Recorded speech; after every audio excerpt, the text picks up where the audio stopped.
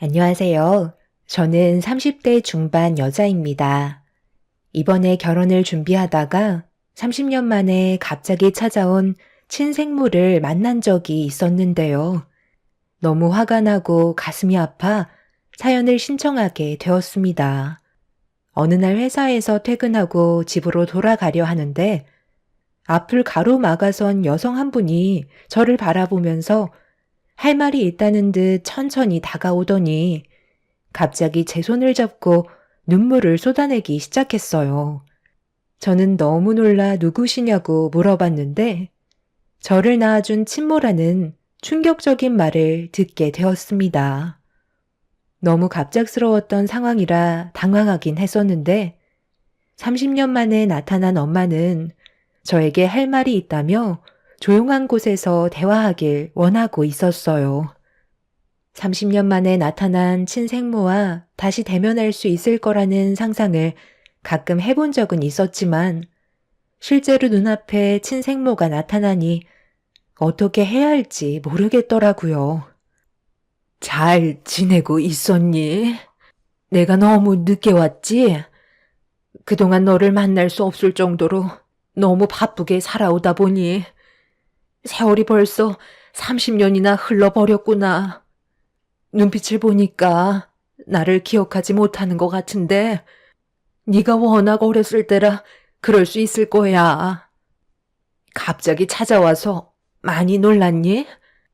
며칠 전부터 너희 회사 앞에서 퇴근하는 모습을 지켜보고 있었는데 그래도 잘 지내고 있는 모습을 보니 엄마도 조금은 안심이 되더구나.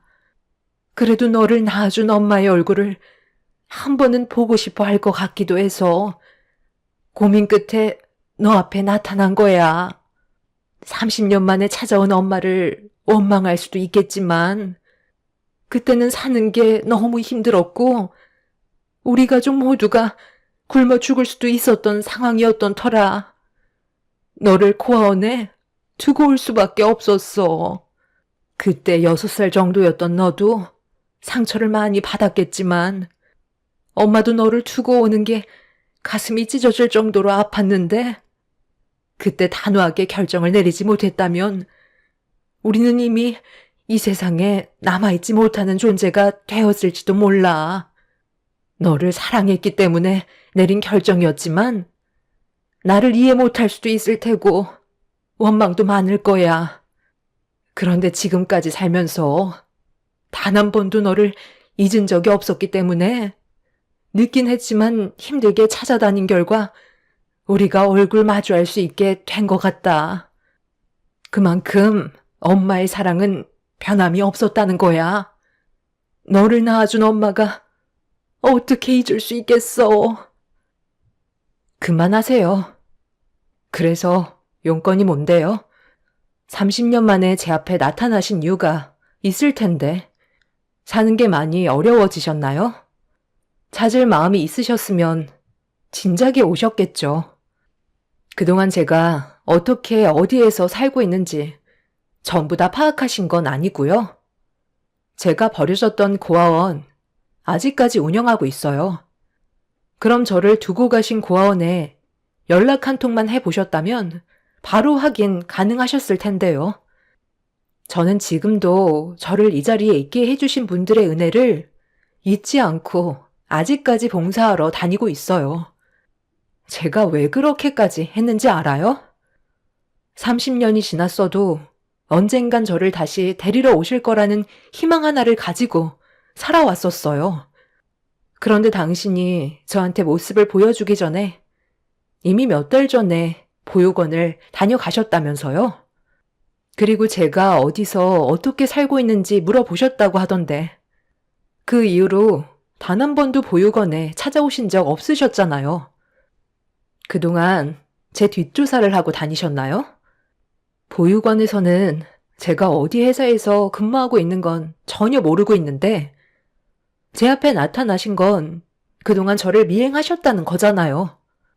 못 먹고 못 살면 평생 나타나지 않을 생각이셨는데 제가 잘 먹고 잘 사는 모습을 보니까 뭐라도 뜯어 먹으려고 제 앞에 나타나신 거죠? 저도 지금까지 살아오면서 눈치밥을 몇 년이나 먹었는데 그 정도 하나 눈치 못 챘을까 봐요. 그런 슬픈 얼굴 하지 마세요. 버릴 땐 언제고 이제 와서 엄마라고 찾아오시면 제가 눈물이라도 흘리면서 보고 싶었다는 말을 할 줄 아셨어요? 저는 그동안 살면서 엄마라는 존재를 찾을 생각도 없었고 이미 제 기억 속에선 전부 지워진 상태예요. 키워주신 세월보다 저 혼자 살아간 세월이 훨씬 많은데 이제 와서 대우받으시려는 건 아니죠? 엄마를 닮아서 그런지 눈치 하나는 엄청 빠르네. 그래, 내가 30년 만에 너를 찾아온 이유가 뭐겠니? 내 삶이 힘들어지니까 도움 좀 받을까 해서 찾아왔다. 너를 낳아준 엄마인데 당연히 요구할 수 있는 거 아니야? 보육원 그 원장도 이분 엄청 가볍네. 내가 비밀로 해달라고 몇 번이나 부탁을 했었는데 너한테 바로 얘기했었니? 이래서 사람은 함부로 믿으면 안 된다는 거야. 내가 삶이 힘들어지고 돈줄이 말라가다 보니까 돈 넣을 구멍이 어디 있나 찾아보니 30년 전에 너를 두고 온 보육원이 아직까지 운영한다는 걸 알게 되면서 혹시 몰라 찾아가니 네가 아직까지 왕래를 하고 있다는 소식을 들을 수 있었지. 그래서 네가 언제 보육원에 찾아오는지 물어본 다음 그때부터 어떻게 사는지 궁금해서 뒤를 좀 밟아봤다. 그런데 꽤 괜찮은 집안에 입양이 된 것 같더라. 회사도 대기업이고 거기에다가 이번에 결혼까지 한다고 해서 나도 사위 얼굴 좀 보려고 잠깐 병원에 다녀왔었다. 상당히 잘생겼던데? 어른을 대하는 예의도 있고 그 정도면 사윗감으론 합격이더라. 내가 너를 여태껏 끼고 살았으면 이런 삶을 살아갈 수 있었겠니? 그러니 엄마한테 감사해야지. 본심을 드러낸 친모는 저에게 물질적인 걸 요구하려고 찾아오신 거였어요. 삶이 팍팍해졌다고 앞으로 잘 부탁한다며 제가 누리고 있는 삶이 온전하게 유지되고 싶으면 금전적인 보상을 꾸준히 해줘야 할 거라는 충격적인 말을 꺼낸 뒤 자리에서 일어나셨어요. 그리고 책상 위에 메모지 하나를 툭 던지면서 적혀있는 계좌번호로 다음 날까지 1,000만 원을 입금하라는 어이없는 말을 하셨네요. 남은 인생 딸 덕 좀 보면서 편하게 살자는 한마디를 던지셨어요. 제가 원하는 대로 해드리지 않겠다고 하자 엄마는 힘들게 쌓아온 인생이 무너지는 건 한순간이기 때문에 누가 잃을 게 많을지 잘 생각해보고 판단하라는 말을 하셨어요. 30년 만에 갑자기 나타나 저에게 돈을 요구한 친모의 모습이 너무 실망스러웠고 그런 사람의 뱃속에서 태어났다는 게 너무 진저리가 날 정도로 싫었어요.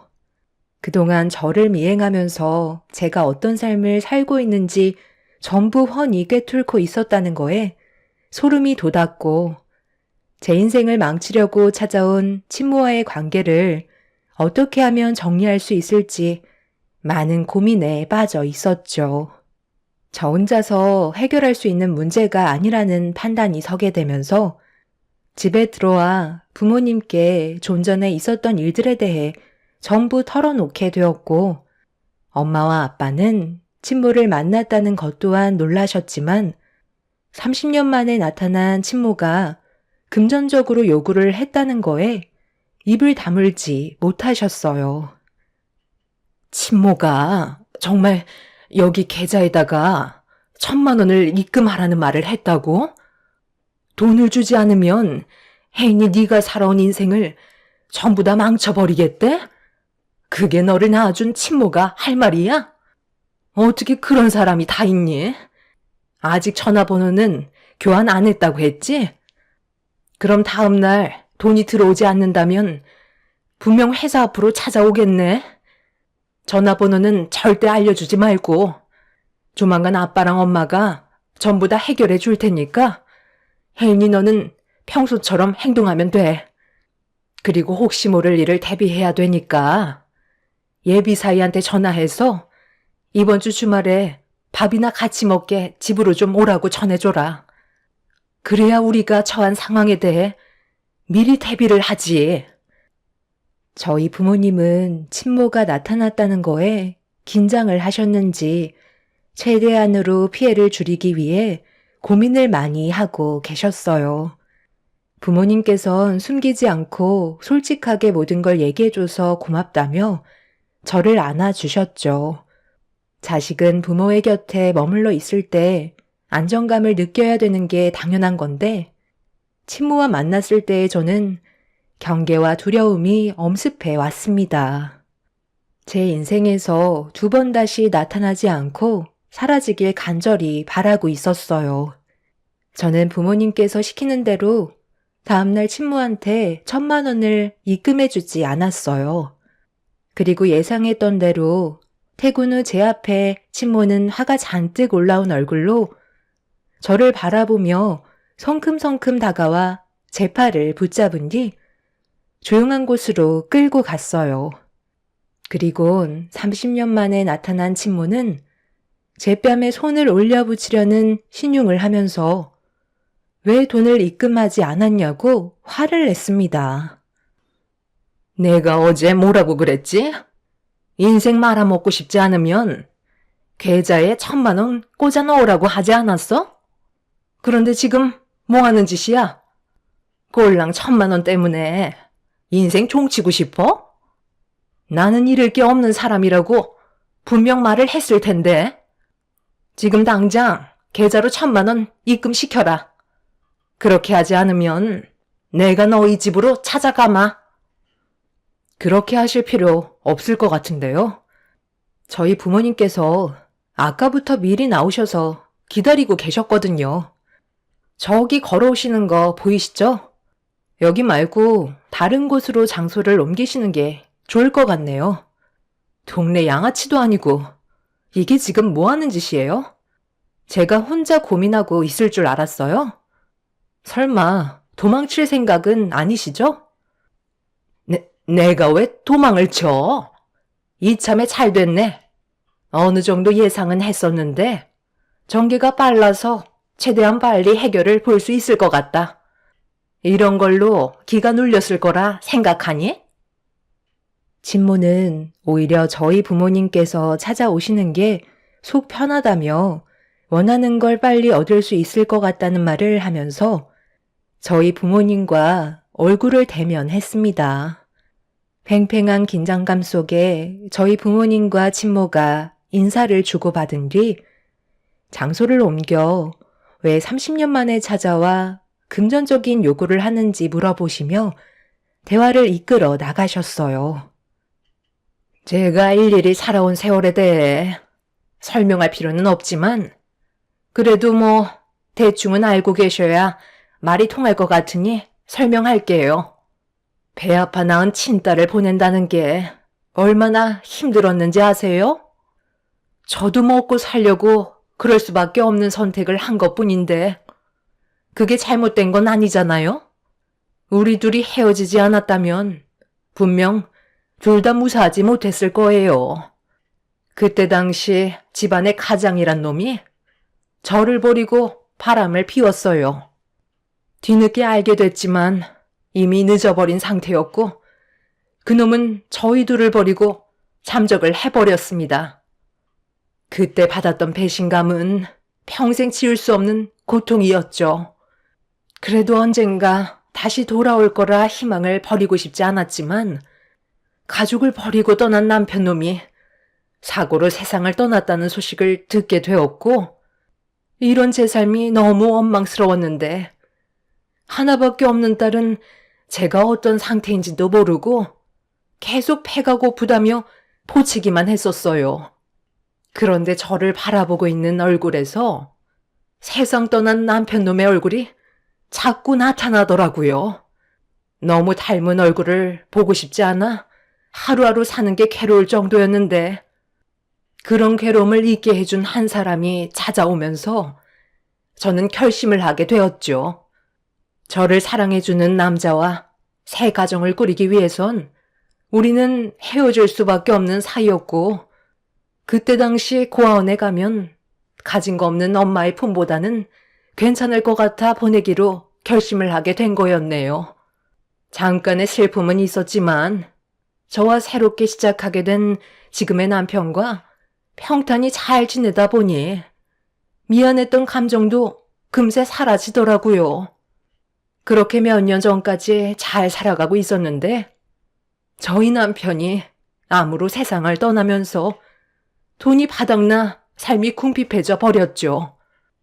그렇게 돈 나올 곳을 찾다가 제가 보육원에 버린 딸이 잘 살아있으면 경제적인 지원이 가능할 것 같다는 판단이 서게 되면서 찾아가게 된 거였고, 저보다 잘 살고 있는 모습들을 확인할 수 있었습니다.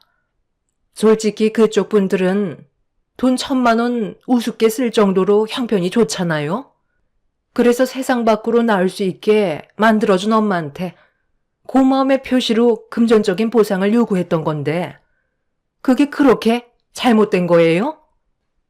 어떻게 침몰하는 사람이 자기 딸을 버린 것도 모자라 30년 만에 찾아와서 돈까지 요구할 수 있는 거죠? 거기에다가 당장 돈을 입금시키지 않으면 인생을 송두리째 망가뜨리겠다는 게 친모가 할 말이 맞는 거예요?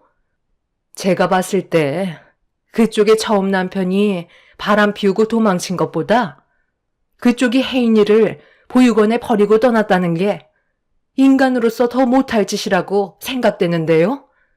그쪽도 다른 남자와 눈이 맞아서 자식을 버리고 떠나버린 거잖아요. 혜인이는 아빠한테 버림받고 엄마한테까지 버림받은 존재라고요. 그쪽이 돈을 달라고 요구하는 게 아니라 혜인이가 그쪽한테 대가를 받아야 될 입장이라고요. 결정권도 없었던 딸을 버리고 떠났으면 미안해서라도 30년 만에 만난 딸에게 간이며 쓸개며 오장육부 다 빼줘야 하는 게 당연한 거 아닌가요? 그런데 반대로 돈을 달라고요? 지금 보세요. 얼마나 잘 살고 있어요? 이게 다 누구 덕분인데요? 제가 이런 결정하지 않았다면 삶이 편했겠어요? 지금까지 시궁창 인생 살고 있었겠죠? 모든 건 제 뜻대로 움직였기 때문에 좋은 삶을 누릴 수 있게 된 건데 감사함의 표시로 1,000만 원 입금하라는 게 잘못된 거예요? 저희 입 아프게 이러지 말고 서로 좋게 해결합시다. 일단 1,000만 원 입금 시켜주면 한동안 조용히 지낼 테니 제가 원하는 걸 들어주셨으면 좋겠는데요. 조만간 결혼식까지 올린다면서요. 혜인이의 과거를 굳이 설명해 줄 필요가 없을 테니 이런 상황을 전혀 모르고 있겠죠. 제가 한번 뒤집어 엎으면 둘의 결혼 순탄하게 진행할 수 있을까요? 끝까지 책임을 져야 부모인 거지. 돈 때문에 이제야 찾아온다면 누가 좋아하겠어요? 내 딸한테 가진 게 없는 사람일수록 두려운 게 없다는 말을 했었다면서요? 저희는 가진 게 많기 때문에 소중한 걸 잃지 않기 위해서 수단과 방법을 가리지 않고 그쪽을 막아설 겁니다. 제가 봤을 때 피해는 그쪽이 더 많이 볼 것 같은데요. 괜히 사람 잘못 건드렸다가 더 나락으로 가지 말고 그냥 조용히 살던 곳으로 돌아가시죠. 좋게 얘기하는 것도 오늘이 마지막입니다. 저를 보호해 주시려는 부모님께 너무 감사했었어요. 저를 30년 동안 많은 사랑을 주시며 키워주셨던 분이고, 단 한 번도 가족이 아니라고 생각해 본 적 없었기 때문에 제 앞에 친모가 나타나도 전혀 흔들리지 않았습니다. 남보다도 못한 사이가 되어버렸고, 조금의 감정도 남아있지 않은 상태라 하루빨리 이런 안 좋은 관계가 정리되고 다시 예전처럼 정상적인 삶을 되찾고 싶은 마음뿐이었어요. 그렇게 저희 부모님과 친모는 한참 동안 날카로운 대화를 주고받으며 팽팽한 긴장감 속에서 친모는 저희 가족의 행복을 뺏으려 들었고, 부모님은 친모에게 빼앗기지 않으려 조금도 뒤로 물러나지 않으셨어요. 결국 친모는 아무것도 얻어가지 못한 채 자리에서 일어났고, 나중에 후회해도 소용없다면서 이를 갈며 돌아가셨습니다.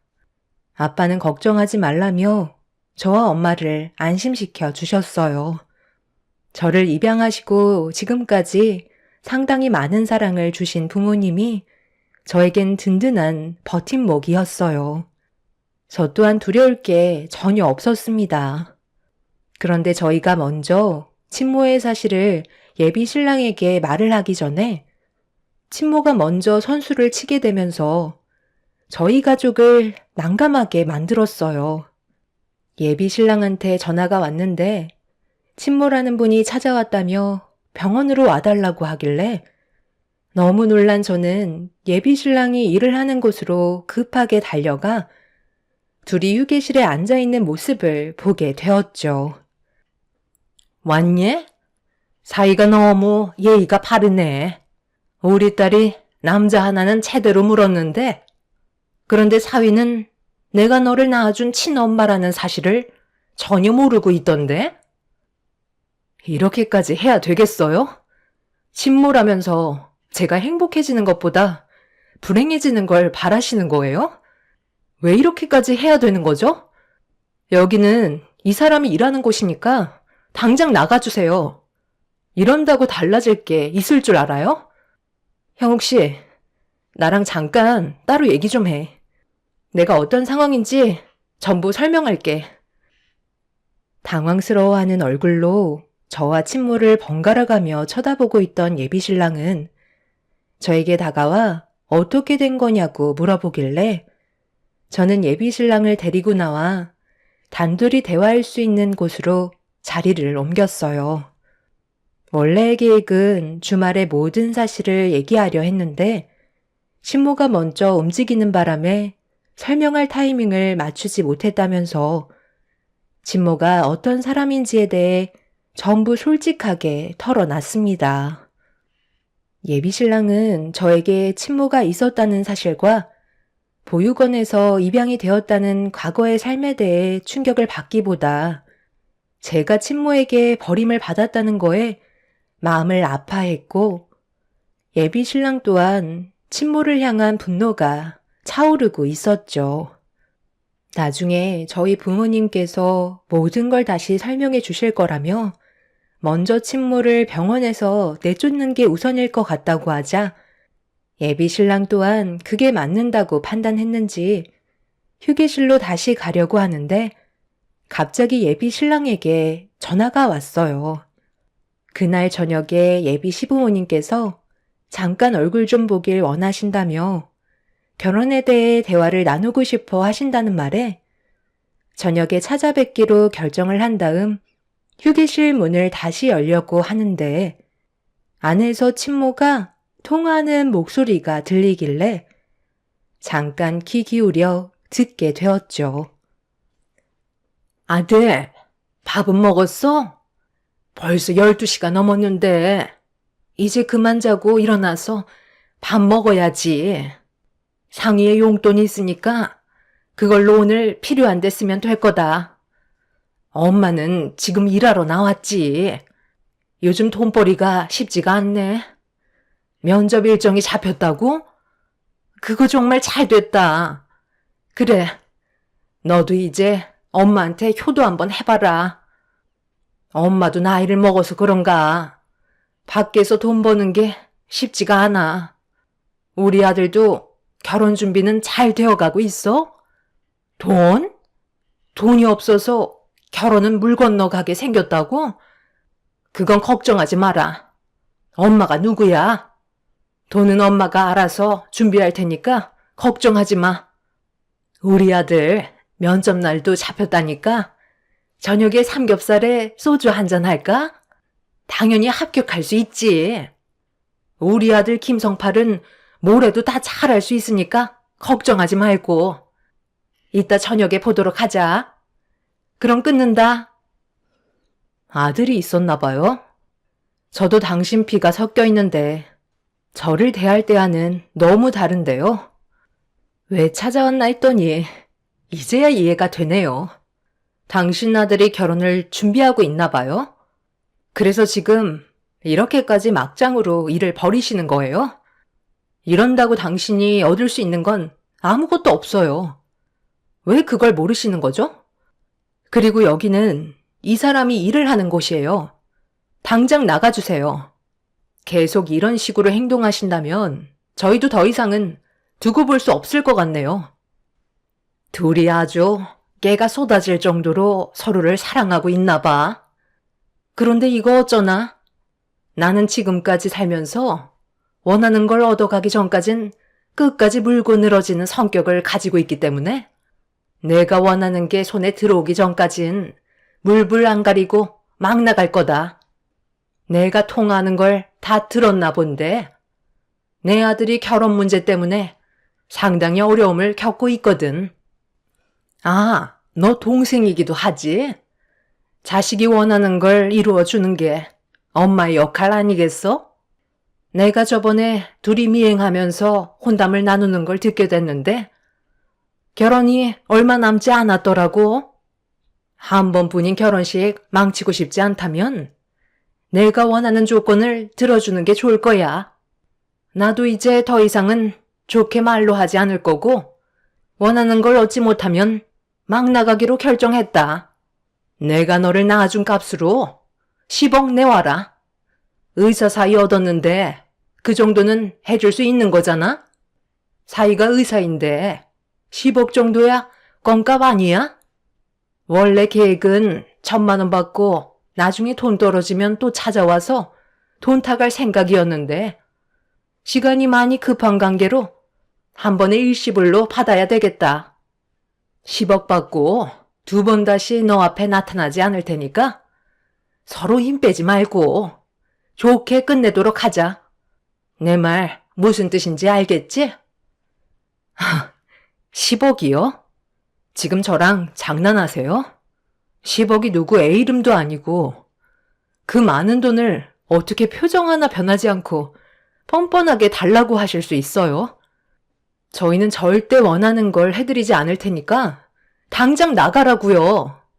하고 싶은 대로 해봐요 어디. 결혼식장에 나타나서 난리쳐 보시라고요. 그런다고 눈 하나 깜빡할 줄 알아요? 제가 원하는 대로 되지 않자 진모는 자리에서 일어나 자기 아들의 결혼식을 준비해야 된다면서 저를 밀치며 돈을 토해내라고 막말을 퍼부었어요. 30년 만에 나타나 따뜻한 말 한마디, 그동안 미안했다는 한마디 해주는 게 아닌 자기 아들 결혼식과 앞으로 먹고 살 돈이 필요하다며 10억이라는 말도 안 되는 돈을 달라는 친모가 사람이 맞는지 의심스러웠습니다. 결국 예비 신랑이 당장 나가시라며 업무 방해죄로 경찰에 신고하겠다고 하자 그제서야 어쩔 수 없이 나갔지만 친모의 얼굴에는 분노가 한가득이었죠. 저는 그날 저녁 예비 시댁에 찾아가 제 과거에 대해 전부 다 털어놓은 뒤 결혼식 당일 안 좋은 일이 벌어질지도 모른다는 설명을 드렸고 시부모님께서는 친엄마라는 사람이 어떻게 그럴 수 있냐며 입을 다물지 못하셨습니다. 원하는 대로 끌려가게 되면 한도 끝도 없다면서 절대로 도와주지 말라고 신신당부하셨어요. 다행히도 시부모님께서 제 과거를 크게 문제 삼지 않으셨어요. 지금 현재 좋은 부모 만나 반듯하게 살고 있는 제 모습이 더 중요한 거라며 친모가 하루빨리 제 인생에서 사라지길 바라셨습니다. 그렇게 저와 예비 신랑은 예정대로 결혼식 준비를 하게 되었고 친모는 저희 결혼식장에 정말 찾아오셨습니다. 부모님께서도 10억이라는 어이없는 말을 들으시곤 경호원들을 고용해 친모를 사전에 막으셨죠.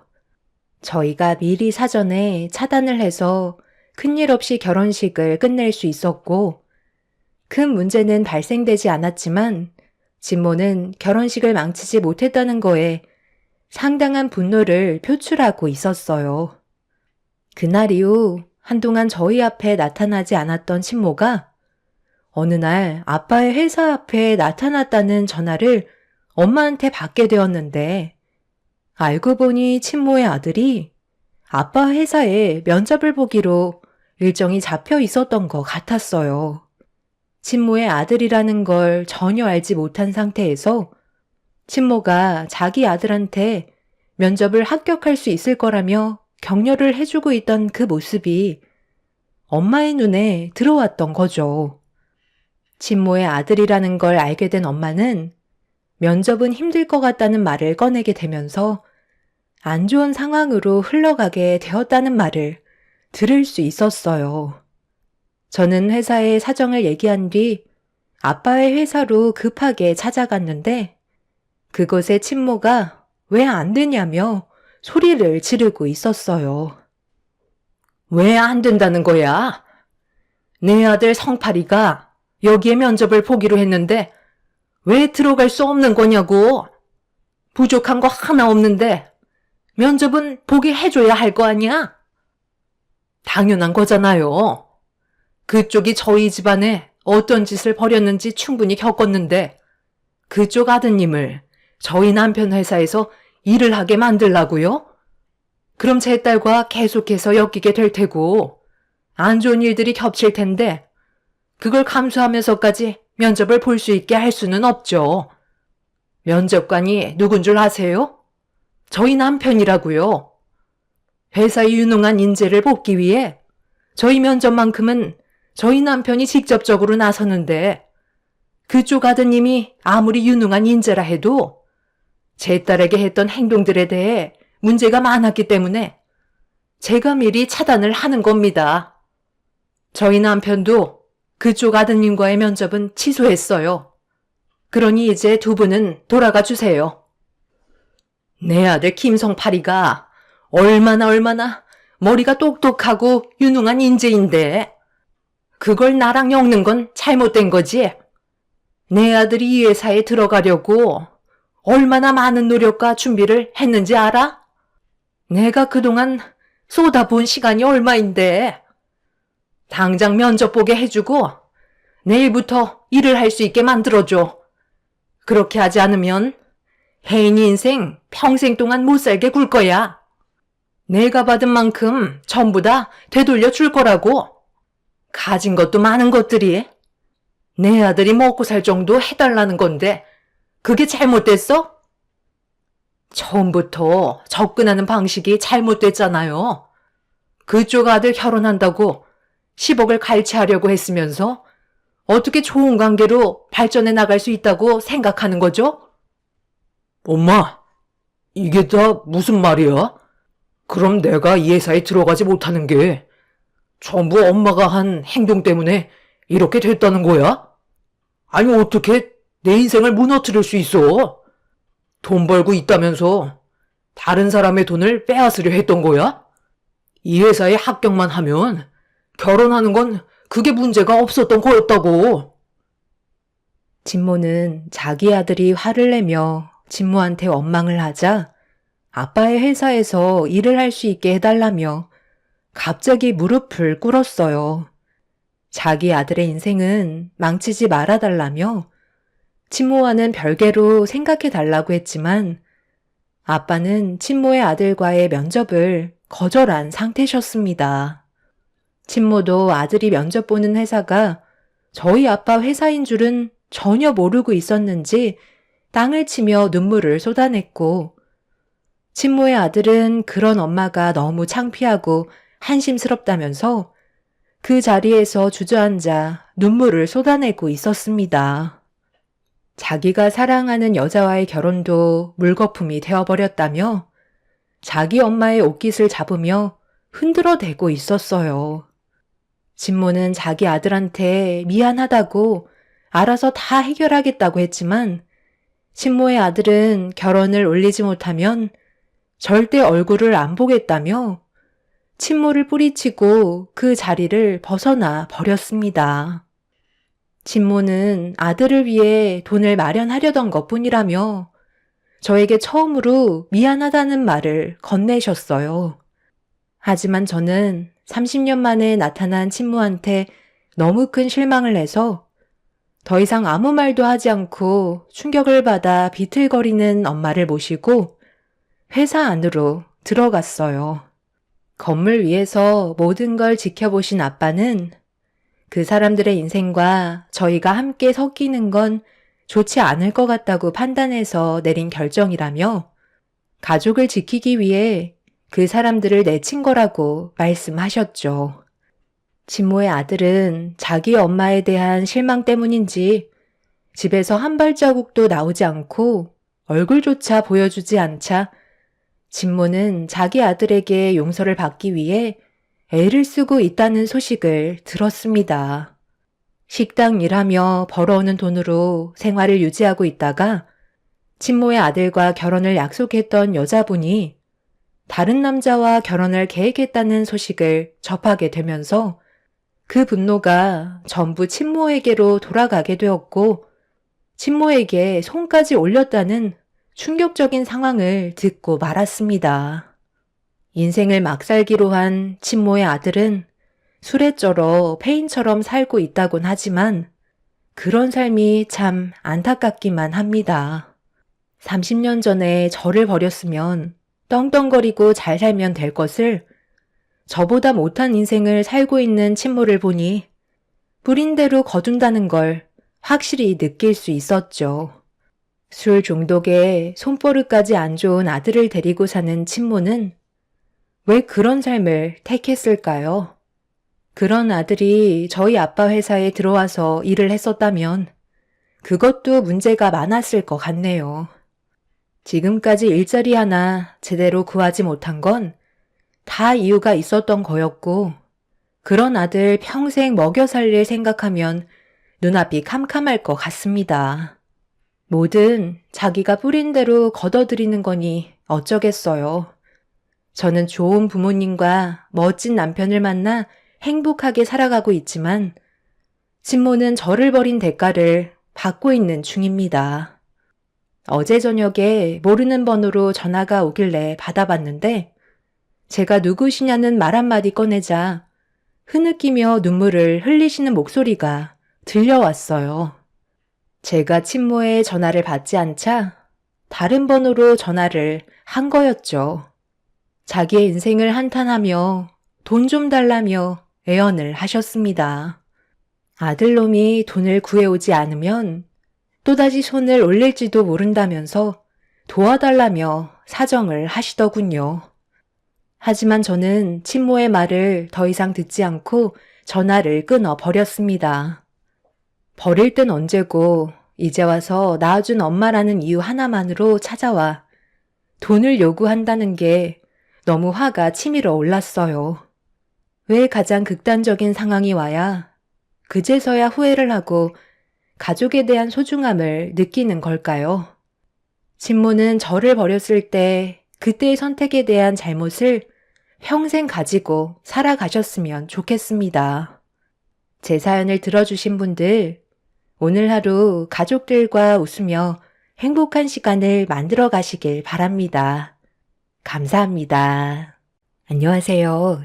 저는 현재 남편과 이혼을 한 지 한 달 된 40대 초반 여자입니다. 지금도 그날 겪었던 충격적인 일로 인해 정신과 치료를 받고 있을 정도로 힘겨운 삶을 살아가고 있습니다. 사람은 자신이 원하는 걸 얻기 위해선 무슨 짓이든 다 할 수 있다는 걸 이번 일을 통해 확실하게 알 수 있었어요. 여러분들께서도 아마 제 사연을 듣게 되신다면 전혀 예상하지 못한 전 남편의 행동에 엄청난 충격을 받게 되실 테고 제가 왜 이혼을 했는지 이해하실 것 같습니다. 저희 부부관계에 문제가 생기기 시작한 건 6개월 전부터였어요. 그 전부터도 좋은 관계는 아니었지만 그래도 그렇게 나쁜 건 아니었는데 언제부터인가 상당히 예민한 반응을 보이더니 매 순간마다 항상 저에게 짜증을 냈어요. 저도 사람이기 때문에 상처를 받게 되는 건 당연한 건데 남편은 상처를 받든 말든 그런 건 전혀 상관하지 않았습니다. 갑자기 변한 남편의 성격에 적응이 되지 않았던 저는 도대체 왜 그러는 건지 이해할 수 없어 대화로 풀어나가려 했지만 남편은 자신의 속마음을 전혀 표시하지 않았어요.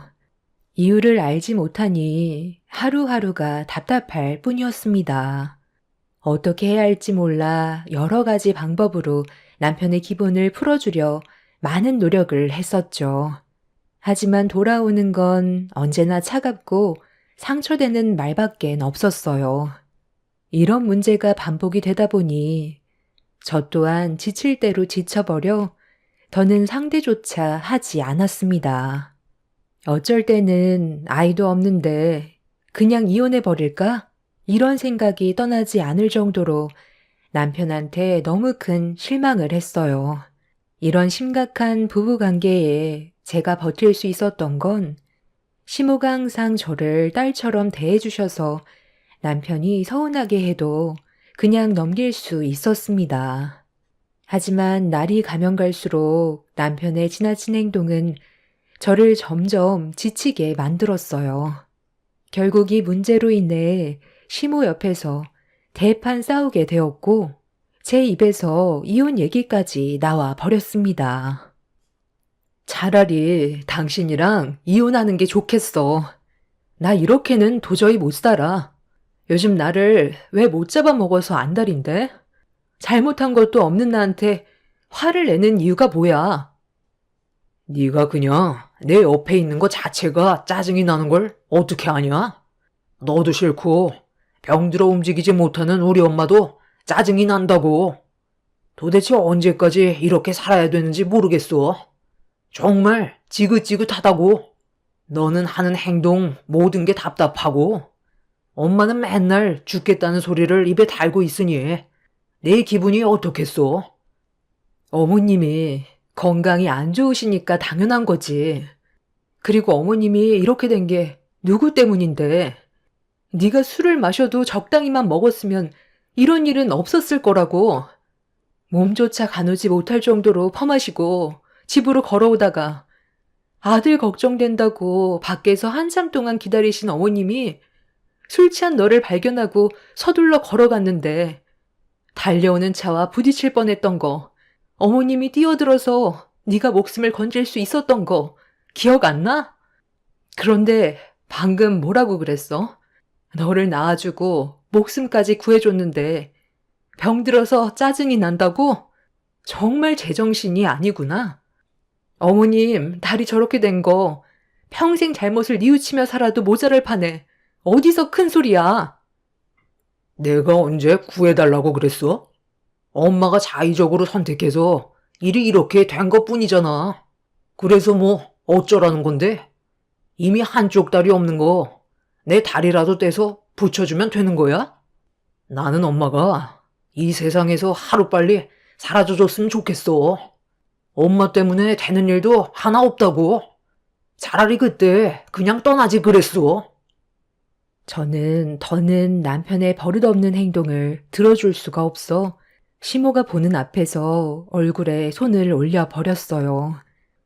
뺨을 맞게 된 남편은 본인도 화가 치밀었는지 제 뺨에 손을 올렸고 상황이 심각해지자 시모는 힘든 몸으로 남편한테 기어가 발목을 잡은 뒤 눈물을 흘리시면서 나중에 후회하지 말고 저한테 잘해야 된다며 괴로워하셨습니다. 교통사고로 인해 시모는 한쪽 발을 잃게 된 이후 함께 생활하게 됐었는데 여러 가지로 불편한 점들이 많아지게 되자 남편은 그런 삶이 싫었는지 불만은 날이 갈수록 더 심해지고 있었어요. 서로 계속 얼굴을 붉힌다면 결국 남는 건 상처밖에 없기 때문에 저와 시모는 최대한 좋게 지내려고 정말 많은 노력을 했었지만 달라지는 것도 없었죠. 집 밖으로 뛰쳐나간 남편의 뒷모습을 보면서 앞으로 어떻게 살아야 할지 너무 걱정이 됐었어요. 시모는 모든 게 본인 탓이라며 힘들어했고, 저는 그런 시모를 위로하며 남편이 예전의 모습으로 다시 돌아올 수 있을 거라고 안심시켜 드렸지만, 저 또한 남편 때문에 정신적으로 너무 힘이 들었어요. 어떻게 해야 할지 몰라 괴로웠고, 하루빨리 이런 불안한 생활이 끝나길 간절히 바라는 것 말곤 제가 할 수 있는 건 아무것도 없었어요. 그렇게 남편과 저는 안 좋은 관계를 계속 유지하면서 힘든 날들을 보내고 있었는데, 어느 날 남편이 짐을 챙기고 있길래 뭐 하는 거냐고 물어보니 그동안 자기가 했던 행동들에 대해 뉘우치는 게 많다면서 시모가 교통사고가 난 이후 다리를 잃은 것 때문에 정신적 충격이 너무 커서 힘들었었다는 말을 했어요. 그리고 앞으론 행복하게 살고 싶다며 함께 여행을 가기 위해 준비 중이라고 갑자기 변한 모습을 보이길래 저와 시모는 당황해 아무 말 없이 남편을 바라만 보고 있었습니다. 짐을 전부 싼 남편은 소파에 앉아있는 시모를 안아들어 밖으로 나가 차에 올려 태우길래 너무 놀라 화를 내게 되었죠. 어머님이랑 내 의견은 아무 상관없다는 거야? 왜 이렇게 막무가내로 행동하는 건데? 계획도 없이 떠나는 게 어디 있어? 끝까지 당신 멋대로 할 거야? 너는 필요 없으니까 빠져. 엄마랑 나랑 단둘이 여행 떠날 거야. 하루라도 잔소리 안 하는 날이 없지. 이번만큼은 방해하지 마. 내가 원해서 하는 거니까. 네가 어머님을 어떻게 챙길 건데? 장애가 생기신 이후 단 한 번도 돌봐드린 적 없었잖아. 이건 옳은 방법이 아닌 것 같으니까 충분히 상의하고 우리 관계 어느 정도 정리가 된 다음 서로 마음이 진정이 됐을 때 다시 계획하는 게 좋겠어. 어머님도 이런 기분으로 여행을 떠나고 싶어 하실 것 같아? 제발 내 일에 방해 좀 하지 마. 엄마랑 여행 좀 가겠다는데 네가 뭔 상관이야? 그동안 너무 못해드린 것 같아. 바람 좀 쐬러 가는 것뿐이라고. 남편은 차문을 잡고 있는 저를 밀친 뒤 출발을 했고 그 모습을 바라만 볼 수밖에 없었습니다. 시모는 저에게 걱정하지 말라면서 문자 한 통을 보냈습니다. 다리가 불편하시기 때문에 옆에서 계속 신경 써드려야 하는데 남편이 시모를 잘 보살펴 드릴 수 있을지 너무 걱정이 많았어요. 저는 시모에게 도착하시는 대로 목적지가 어딘지 알려달라고 부탁을 했어요. 그렇게 시모와 문자로 대화를 주고받고 있었는데 어느 순간부터 연락이 되지 않더라고요. 그리고 뒤이어 남편한테 모자지간 즐거운 시간 보내다 들어갈 거니까 더 이상 연락하지 말라는 문자 한 통 남긴 채 더는 소식이 없었습니다. 남편과 시모가 걱정이 돼서 전화를 해봤지만 핸드폰은 꺼져 있었고 그렇게 며칠 동안 연락 두절인 상태로 불안한 마음을 가지고 시모와 남편이 하루빨리 집으로 무사히 돌아오길 기다리고 있었는데 늦은 저녁 깜빡 잠이 들었던 상태에서 남편한테 갑자기 전화가 왔어요. 그동안 연락 한 통 없던 사람이 갑자기 전화를 했길래 너무 놀라 급하게 통화 버튼을 눌렀는데 수화기에서 들려오는 소리는 남편의 울음소리였고 오열을 하면서 병원이라며 시모가 세상을 떠났다는 믿을 수 없는 충격적인 말을 꺼내 놓았습니다. 사실이 아니라고 믿고 싶었는지 몇 번이나 남편한테 되물었고 병원의 위치를 알려주길래 서둘러 택시를 타고 급하게 병원으로 향했어요. 전혀 상상하지 못했던 일들이 눈앞에 펼쳐져 진정이 되지 않고 있었습니다. 그렇게 병원을 도착해 남편이 알려준 위치로 찾아가니 오열하는 목소리가 들리길래 서둘러 걸음을 옮겼습니다. 그리고 눈앞에 펼쳐진 광경을 보는 순간 저 또한 그 자리에서 주저앉을 수밖에 없었어요. 하얀 천으로 뒤덮여 있는 시모를 보게 되었고 형체를 알아볼 수 없을 만큼 온몸이 화상을 입은 상태로 굳어져 있었습니다. 떨리는 목소리로 남편한테 어떻게 된 거냐고 물어볼 수밖에 없었어요. 지금 이게 어떻게 된 거야? 분명 최대한 조심히 다녀오라고 했었잖아. 그런데 왜 갑자기 어머님이 세상을 떠나게 된 거냐고. 어떻게 차가 화재로 덮일 수 있냐는 거야. 모르겠어. 내리막길에 잠깐 차를 세워놨었는데 볼일을 보고 돌아왔는데 차가 기둥을 부딪힌 상태로 화재가 나고 있었어. 나도 지금의 상황을 믿을 수 없는데 왜 화를 내고 그래? 엄마랑 좋은 시간 보내고 있었고 기분 좋게 집으로 돌아오는 길이었다고. 화재로 뒤덮인 차량을 나 혼자 해결할 수가 없어. 119에 도움을 요청했었는데 불길이 너무 커져서 진압하는데도 상당히 오랜 시간이 걸렸었어. 얼굴을 못 알아볼 정도로 온몸이 녹아내렸고 손을 쓸 수 없었던 나 자신이 너무 한심스러웠어. 전부 내 탓이야. 당신 말을 들었더라면 이런 일도 생기지 않았을 텐데 괜히 고집 부려서 내 손으로 엄마를 떠나게 만든 거라고. 그러니까 나중에 같이 가자고 했잖아. 당신 기분 내키는 대로 움직이니까 이런 사고가 터진 거 아니야. 내가 옆에 있어줬어 봐. 이런 일은 전혀 일어나지 않았다고. 남편은 주저앉아 오열을 하면서 괴로워하고 있었어요. 남편을 원망한다고 시간을 되돌릴 수도 없었던 상태라 저 또한 너무 큰 충격을 받아 맨정신으로 버티는 게 너무 힘이 들었어요. 결국 남편의 생각 없는 행동으로 인해 얻게 된 결과로 시모는 세상을 떠나게 되었고 그렇게 장례식을 진행하게 되었습니다. 경찰은 단순 사고사로 처리를 했지만 저는 남편이 다리를 잃은 시모가 짐스럽게 느껴져 사고사를 위장해 세상을 떠나도록 치밀한 범죄를 저질렀다는 의심을 떨쳐버릴 수가 없었어요. 하지만 제가 남편이 잘못을 저질렀다는 진실을 알아낼 수 없었기에 경찰의 말을 믿을 수밖에 없었고 정신없이 시모의 장례를 치르고 있었는데 남편이 제 팔을 잡고 휴게실로 끌고 갔어요. 갑작스러운 돌발 행동에 남편의 팔을 뿌리치며 화를 냈어요. 네가 일부러 어머님 저렇게 만들었지?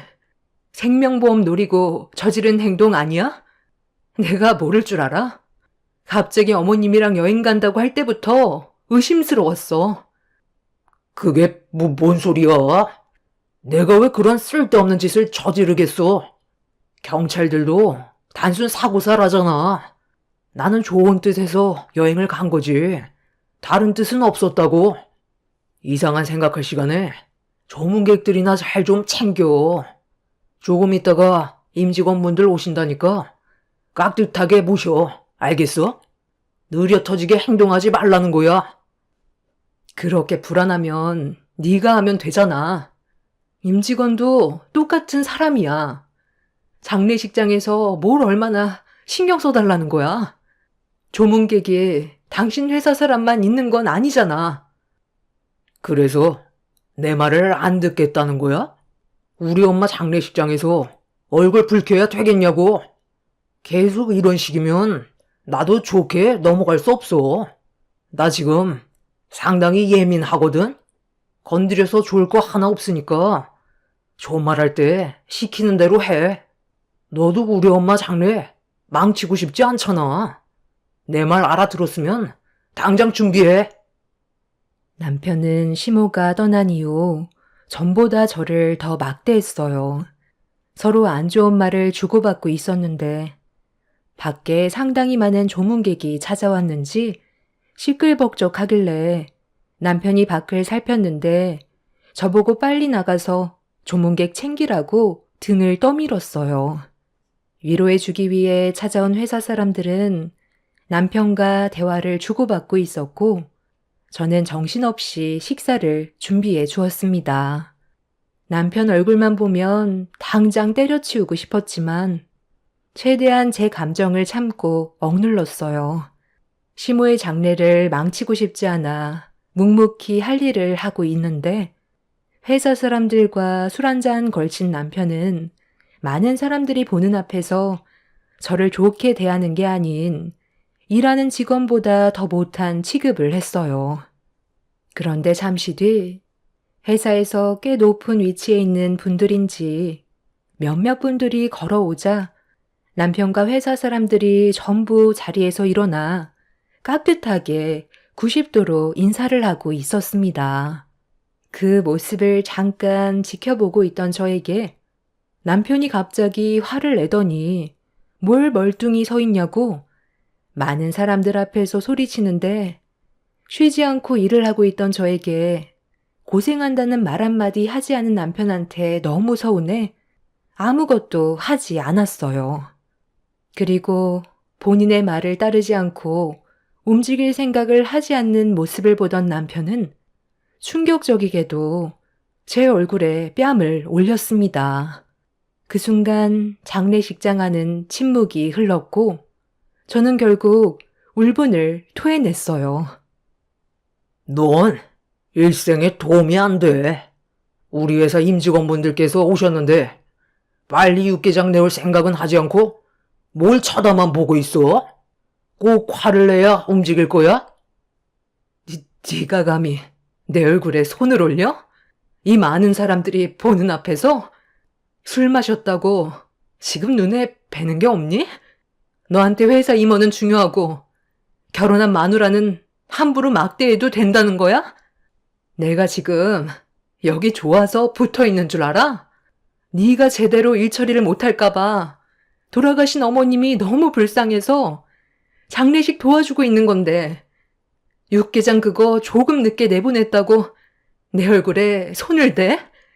오늘 네가 나한테 한 일에 대해서는 장례가 끝나고 고소할 거니까 콩밥 먹을 준비나 하라고. 너 지금 나 개망신 주려고 작정한 거지? 우리 회사 사람들 왔으면 내가 뭐라고 말하기도 전에 알아서 알아채야지. 어딜 감히 집안의 가장인 나한테 고개를 쳐들고 있어? 어차피 너도 끝이야. 내가 너랑 더 이상 살아갈 이유가 없는데 굳이 붙어 있을 필요 없잖아. 우리 엄마가 나를 위해 남겨준 생명보험으로 재출발 할 거라고. 술을 얼마나 많이 마신 건지 앞뒤 분간하지 못하는 모습에 남편의 회사 사람들이 말렸지만 그럴 때마다 남편은 자기가 잘한 행동인 것처럼 저에게 삿대질을 하면서 장례식장을 난장판으로 만들었어요. 앞뒤 분간하지 못하는 남편을 더 이상 상대하고 싶지 않아 자리를 피하는 게 좋을 것 같다는 판단에 밖으로 나가려는데 뒤쫓아오던 남편이 제 머리채를 잡아 바닥으로 패대기를 쳤어요. 집안의 가장이 말도 끝나지 않았는데 자기를 무시한다면서 더 난리를 치고 있었습니다.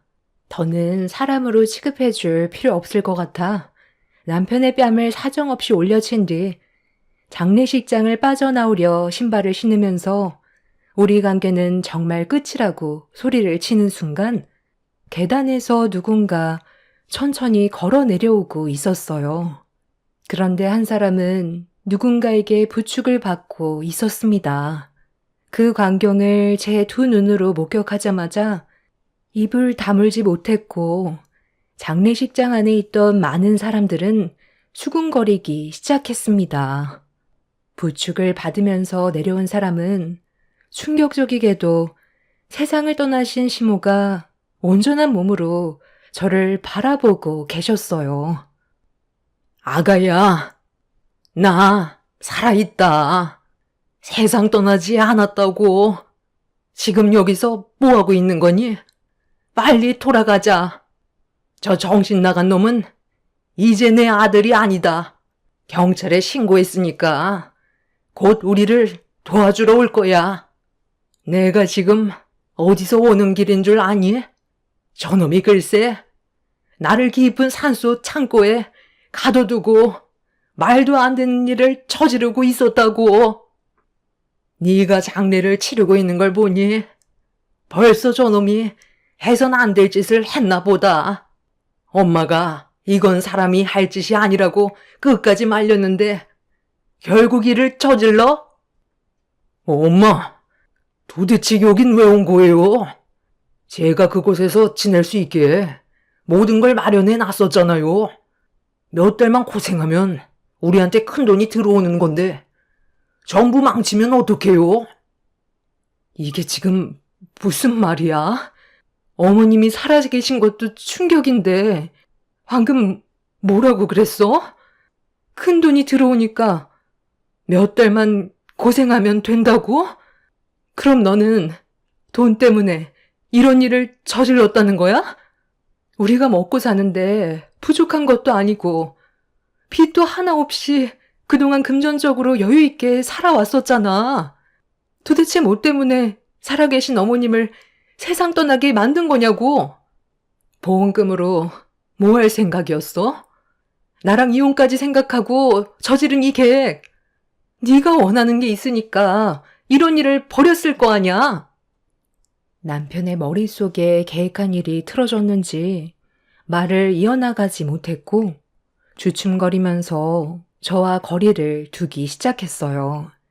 남편이 도망을 치려 하자 시모를 부축해 주고 있던 한 사람이 남편을 붙잡으라고 지시를 내렸고 같은 회사에 소속되어 있는 높은 분이었는지 그분의 한마디에 많은 직원들은 남편을 에워싸 붙잡고 있었습니다. 알고 보니 시모를 부축해준 사람은 남편의 회사 대표였어요. 장례식장에서 목발을 짚고 걸어 내려오는 시모를 그냥 지나치지 않고 남편의 어머니라는 사실을 전혀 알지 못한 채 대표님이 직접 부축을 해줬던 거였죠. 그리고 한동안 저와 연락이 닿지 않았을 때 남편이 무슨 일을 저질렀는지 전부 다 알고 있었던 시모가 남편이 왜 이런 행동을 했는지 대신 설명을 해줬습니다. 남편은 저와 시모 몰래 절대 해선 안 될 신생 코인에 손을 댔던 일이 있었는데 한순간에 엄청난 돈을 끌어모을 수 있다는 사람들의 소문만 듣고 전 재산을 탈탈 털어 잘못된 투자를 했다가 빚을 지게 된 거였어요. 수습하기에는 금액적으로 너무 크다 보니 해결할 수 있는 방법을 혼자서 찾다가 시모가 생명보험에 가입이 되어 있다는 사실을 알고 보험금을 빼돌릴 고민을 하고 있었는데 때마침 남편 눈앞을 지나가는 한 노인이 시모와 체격도 비슷한데 같은 쪽 다리 하나가 없는 노인을 발견하게 되었고 그때부터 치밀한 계획을 하게 되었던 거죠. 남편한테는 절호의 기회였어요. 무연고자로 가족이란 하나 없이 홀로 외로이 살아온 노인이었습니다. 뒷조사를 하면서 노인이 혼자라는 사실을 알게 된 이후 발빠르게 계획을 했던 거고 시모를 인적 없는 깊은 산속 창고에 숨긴 채 노인을 끌어들여 범죄를 저지른 거였어요. 차량 화재로 인해 온몸이 녹아내렸고 한쪽 다리가 없는 모습에 시모가 아닐 거라고는 전혀 의심을 하지 않았습니다. 남편은 장례식장에서 들어오는 부의금과 시모의 생명보험으로 많은 돈을 잃어 손해를 봤던 금전적인 부분을 회복시키려 했던 거였어요. 그런데 더 충격적인 건 남편이 시모를 창고에 두고 왔을 때 일이 잘못되면 돌아올 수 없을지도 모른다는 말에 시모는 보험금만 챙기고 2번 다시 찾아오지 않을 것 같은 느낌을 지울 수가 없어 빠져나오려고 창고 안에 있던 도구로 낡은 문을 쉬지 않고 내려치자 문이 열렸고 힘겹게 사람들이 있는 곳까지 걸어 내려올 수 있게 된 거였어요. 시모는 남편이 벌써 일을 저지르지 않길 바라고 경찰에 신고를 한 뒤 집 근처에서 제일 가까운 장례식장을 찾았는데 때마침 저와 마주친 거였고 남편이 이미 범행을 저질렀다는 거에 괴로워 하셨습니다. 옆에서 이 말을 듣고 있던 남편 회사의 대표는 자기를 낳아준 부모를 깊은 산속에 고려장할 생각이었냐고 생명보험금에 눈이 멀어 절대로 해선 안 될 짓을 저질렀다며 손에 잡히는 건 전부 남편을 향해 집어 던졌고 손에 들린 시루떡으로 남편의 얼굴을 세차게 올려쳤어요. 대표님, 잠깐만요. 제 말 좀 들어보세요. 뭔가 오해가 있는 것 같은데요. 제가 보험금만 노릴 생각이었다면 무연고자 노인네를 이용하진 않았겠죠. 저는 생명보험금만 받으면 저희 엄마는 다시 모시고 올 생각이었어요. 아무리 쓰레기라 해도 저를 낳아준 엄마를 해할 정도로 바닥은 아니라고요. 어차피 무연고자 노인네. 장례 치러줄 사람도 없을 텐데 이렇게 떠나면 좋은 일 하나 하는 거고 장례까지 해결해주니 제가 좋은 일 하는 거죠. 어차피 세상 떠나는 거 좀 더 앞당겼다 생각하면 되잖아요. 엄마, 제가 창고에서 뭐라고 했어요? 계획에 실패하면 데려오지 못할지도 모른다고 했지. 엄마가 창고에서 세상 떠나게 방치할 거라곤 말한 적 없었잖아요. 너 말 참 웃기게 한다. 아까 나한테 뭐라고 했어? 나랑도 이혼하고 혼자 보험금 탄 돈으로 새 인생 살 거라고 하지 않았어? 내가 그런 쓸데없는 곳에 돈 투자하지 말라고 그랬지? 버는 사람보다 잃는 사람이 훨씬 많다고 그냥 이대로 조용하게 살길 원했는데 결국 일을 이렇게까지 크게 만들어? 다 너 때문이야. 차라리 그냥 너도 데려가서 그 차에 같이 태워보내 버릴 걸 그랬다. 그 입 좀 어떻게 담을 수 없니? 지금 일이 얼마나 심각해졌는지 알아? 나 때문에 사태가 심각해진 거야? 네가 그 돈 때문에 저지른 범행으로 인해 이런 문제가 생긴 거고 많은 사람들이 피해를 봤다고. 저기 경찰 오고 있네. 하는 행동 보니까 아직 뭘 잘못했는지 전혀 모르고 있는 것 같은데 옥살이 하면서 네가 저지른 행동에 대해 깊이 생각하고 무고하게 돌아가신 그 노인분과 어머님께 평생 사죄하는 마음으로 뉘우치며 살아. 알겠니? 경찰들은 남편을 연행했고 시모도 추가적인 조사를 위해 같이 경찰서로 가게 되었습니다. 그리고 안치실에 있던 시모가 아닌 무연고자였던 노인분은 수사에 대한 결정적인 증거라 장례는 잠깐 미뤄지게 되었죠. 시모와 똑같이 한쪽 다리가 없는 상태에서 혼자 외로이 살아왔던 그 노인분이 사람의 손길이 얼마나 그리웠으면 남편의 게임에 넘어가 범행의 대상이 돼서 세상을 떠나시게 된 게 너무 마음이 안 좋았어요. 남편은 결국 자신이 저지른 범행에 대해 전부 인정을 하게 되면서 수사는 끝이 났고 무연고자였던 그분은 최대한 예를 갖춰 장례를 무사히 끝낼 수 있게 되었습니다. 그리고 남편은 징역 25년을 선고받게 되었죠. 사람의 악함은 한도 끝도 없다더니 자신이 원하는 걸 얻기 위해 치밀한 계획을 세우고 조금의 죄책감 없이 행동을 옮겼다는 거에 너무 큰 충격을 받았어요. 앞으로 징역을 사는 동안 본인의 잘못을 뉘우치게 될지 그건 모르겠지만 세상 떠나게 되는 날까지 2번 다시 얼굴을 보고 싶지 않습니다. 저희 부모님께서도 남편의 충격적인 행동에 많이 놀라셨고 제가 큰일을 당하지 않았다는 것만도 다행이라며 저와 함께 한동안 정신과 치료를 받으셨습니다. 그리고 시모는 요양원에 들어가겠다며 본인이 직접 모든 걸 해결하셨어요. 남편과 제가 이혼을 했는데 더는 저에게 피해를 주고 싶지 않다면서 새로운 삶을 살라고 요양원 위치도 알려주지 않으셨네요. 하루빨리 과거의 아픔을 전부 잊어버리고 싶어요. 제 나이 이제 40대 초반이고 앞으로 해야 될 일들도 많은데 더 이상 과거에 얽매여서 살고 싶지 않습니다. 인생 경험했다 생각하고 앞으로 열심히 살아가려고요. 제 기막힌 사연을 들어주신 여러분들의 가정에는 언제나 평안이 가득하시길 바랍니다. 감사합니다. 안녕하세요. 저는 돌쟁이 아이를 키우고 있는 30대입니다. 아이를 키우다 보니 자녀 양육에 대한 생각을 매일 하게 되는데요. 특히나 아이가 어느 정도 크면 독립을 하게 되고 그때를 위해서 내가 어떻게 해야 할까 많이 생각을 하고 있습니다. 이런 생각을 더욱 많이 하게 된 계기가 있었는데요. 바로 시모와 남편 때문입니다. 저는 얼마 전까지만 하더라도 이 두 사람 때문에 스트레스가 막심했습니다.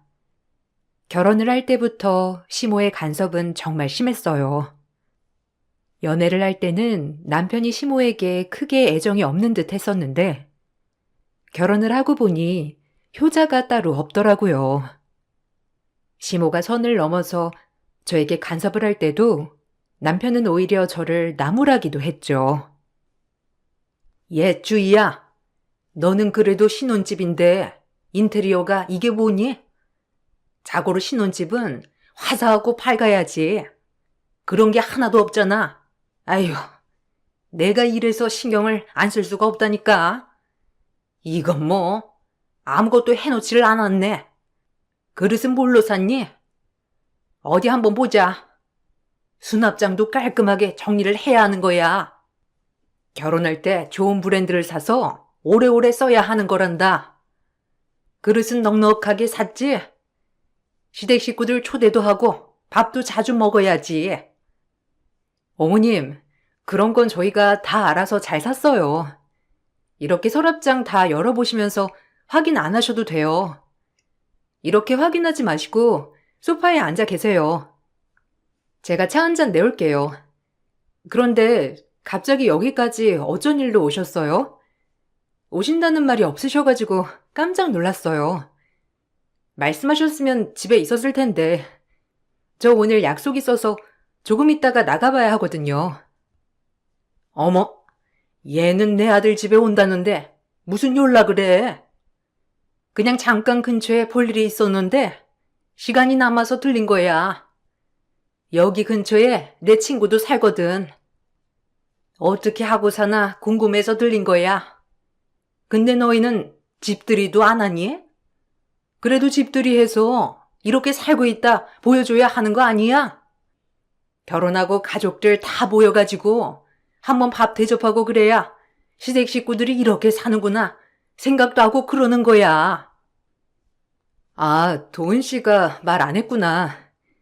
저희 집에는 제가 말했는데 저희 집들이 안 하기로 했어요. 집도 좁고 정리도 아직 잘 안 되어 있고요. 거기다가 얼마 안 있다가 저희 이사 갈 건데 집들이 하는 것도 좀 부담이고 그래서요.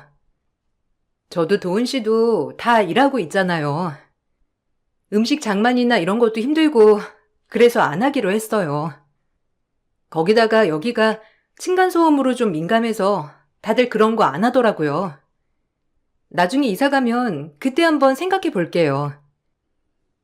아무리 그래도 결혼하고 나서 시댁 식구들은 불러서 집들이를 해야지. 아무튼 너네가 이렇게 살고 있다는 거 보려면 집들이를 해야 하는 거다. 아휴, 근데 이렇게 해놓고 살 거면 내가 너한테 좀 알려줘야 할 게 많을 것 같구나. 도은 아빠는 사실 이런 거에 좀 무덤덤한 편이라서 내가 나서지 않으면 평생 너네 집 못 볼 것 같아서 이렇게 온 거다. 이제는 이런 일 네가 다 알아서 말해야지. 어떻게 도은이가 말하라고 그냥 내버려 두고 있었니?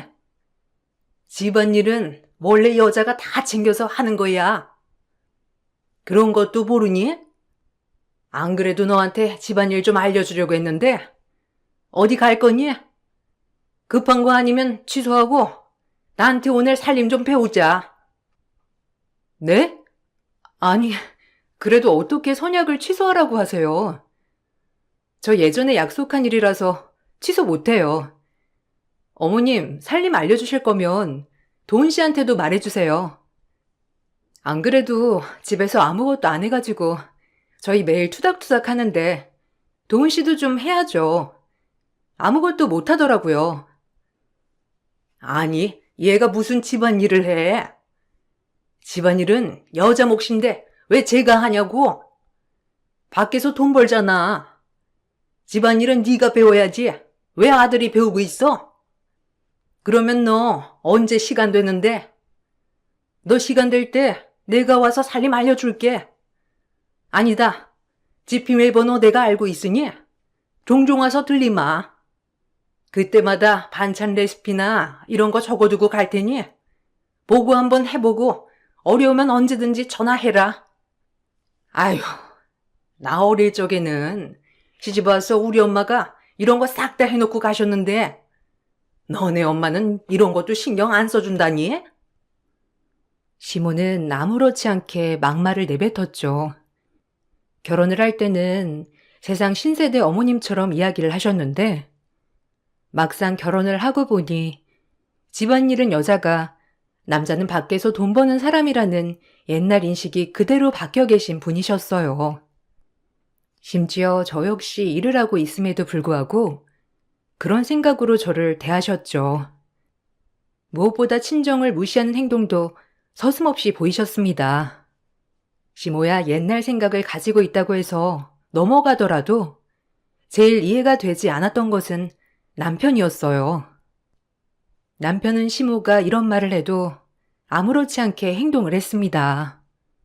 이런 행동, 태도 때문에 신혼 초부터 많이 다퉜죠. 아니, 당신은 왜 어머님이 나한테 막말해도 아무런 말도 하지 않아? 당신이 나서가지고 나를 보호해줘야 하는 거 아니야?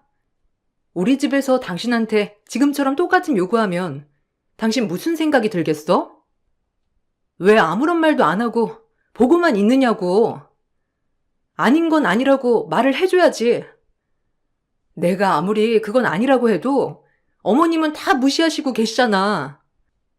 이럴 때는 당신이 나서서 중재를 해야 하는 거 아니야? 왜 남의 일처럼 그렇게 그냥 보고만 있어? 그럼 어떻게 하라는 거야? 내가 그 자리에서 뭐라고 하면 엄마가 다음에는 더 너한테 괴롭힐 텐데. 그럼 그렇게 해? 그냥 내가 아무것도 안 하고 있는 게 나아. 그리고 엄마가 너한테 말하는 거 좀 독하게 말할 수 있지만 결국에는 너한테 다 도움되는 말이잖아. 네가 속뜻은 안 보고 그냥 말하는 것만 듣고 너무 예민하게 생각하는 것도 있는 것 같아. 그리고 그냥 앞에서 내내 하고 넘기면 되는 거 아니야? 내가 왜 내내 해야 하는데? 왜 그렇게 해야 하는지 전혀 이해를 못 하겠어. 그냥 들어도 솔직히 이상한 말 아니야? 거기다가 왜 우리 엄마는 말씀하시는 거야? 이건 내 살림인데 왜 우리 엄마까지 이렇게 모욕하고 있는데 그걸 그냥 내내 하면서 듣는 사람이 멍청한 거 아니야? 이럴 거면 그냥 각자 집안에 알아서 하자. 난 이제부터 우리 집만 챙길 테니 당신도 당신 집만 챙겨. 이런 말 들으면서까지 내가 호호 웃으며 대할 필요는 없는 것 같으니까. 무슨 말을 그렇게 해? 너 진짜 머리가 어떻게 된 거 아니야? 결혼을 했는데 각자 챙기자는 게 솔직히 말이나 돼? 아무리 그래도 그건 아니야. 그리고 내가 너한테 엄마가 하라는 대로 그대로 하라고 했어? 뭐라고 했어? 그냥 앞에서만 내내 하라고 한 거잖아. 엄마가 좀 말하는 게 세게 말하는 경향이 있긴 하지만 그렇다고 해서 너한테 나쁜 말을 하는 건 아니잖아. 다 너 생각해서 하는 소리야. 듣기 싫으면 그냥 내내 하고 넘기라는 거야. 남편은 제가 받는 스트레스에 대해서는 전혀 이해를 하지 못했습니다. 그렇지만 시모를 저보다 잘 알고 있는 건 당연 남편이었기 때문에 신혼 초기에는 남편의 말처럼 그냥 한 귀로 듣고 한 귀로 흘리면서 시모를 만나게 되었죠. 그러다 보면 나중에 시간이 지나면 괜찮아질 거라고 생각을 했는데 전혀 그게 아니었습니다. 오히려 시모는 점점 자신의 생각이 다 맞는다고 생각을 하면서 우리 집의 모든 것을 다 컨트롤하려고 했습니다. 그럴 때마다 저는 스트레스를 더 많이 받았고 남편과의 사이도 점점 멀어지기 시작했죠. 결혼하고 나서 첫 시모의 생일날에는 저와 남편 모두 출근을 했습니다. 며칠 전부터 남편에게 저녁 식사 대접을 하겠다고 약속을 잡으라고 말을 했는데 별 생각 없이 퇴근을 하고 바로 시댁에 방문하게 되었습니다. 그런데 시모의 태도가 심상치 않더라고요. 주희야, 너 오늘 네 시어머니 생신인 거 알고 있었니? 아무리 일하느라 정신이 없다곤 하지만 그래도 결혼하고 처음 맞는 시어머니 생신인데 아침부터 연락이라도 해주지 그랬니? 생신 축하드린다. 연락이라도 해주면 얼마나 좋아?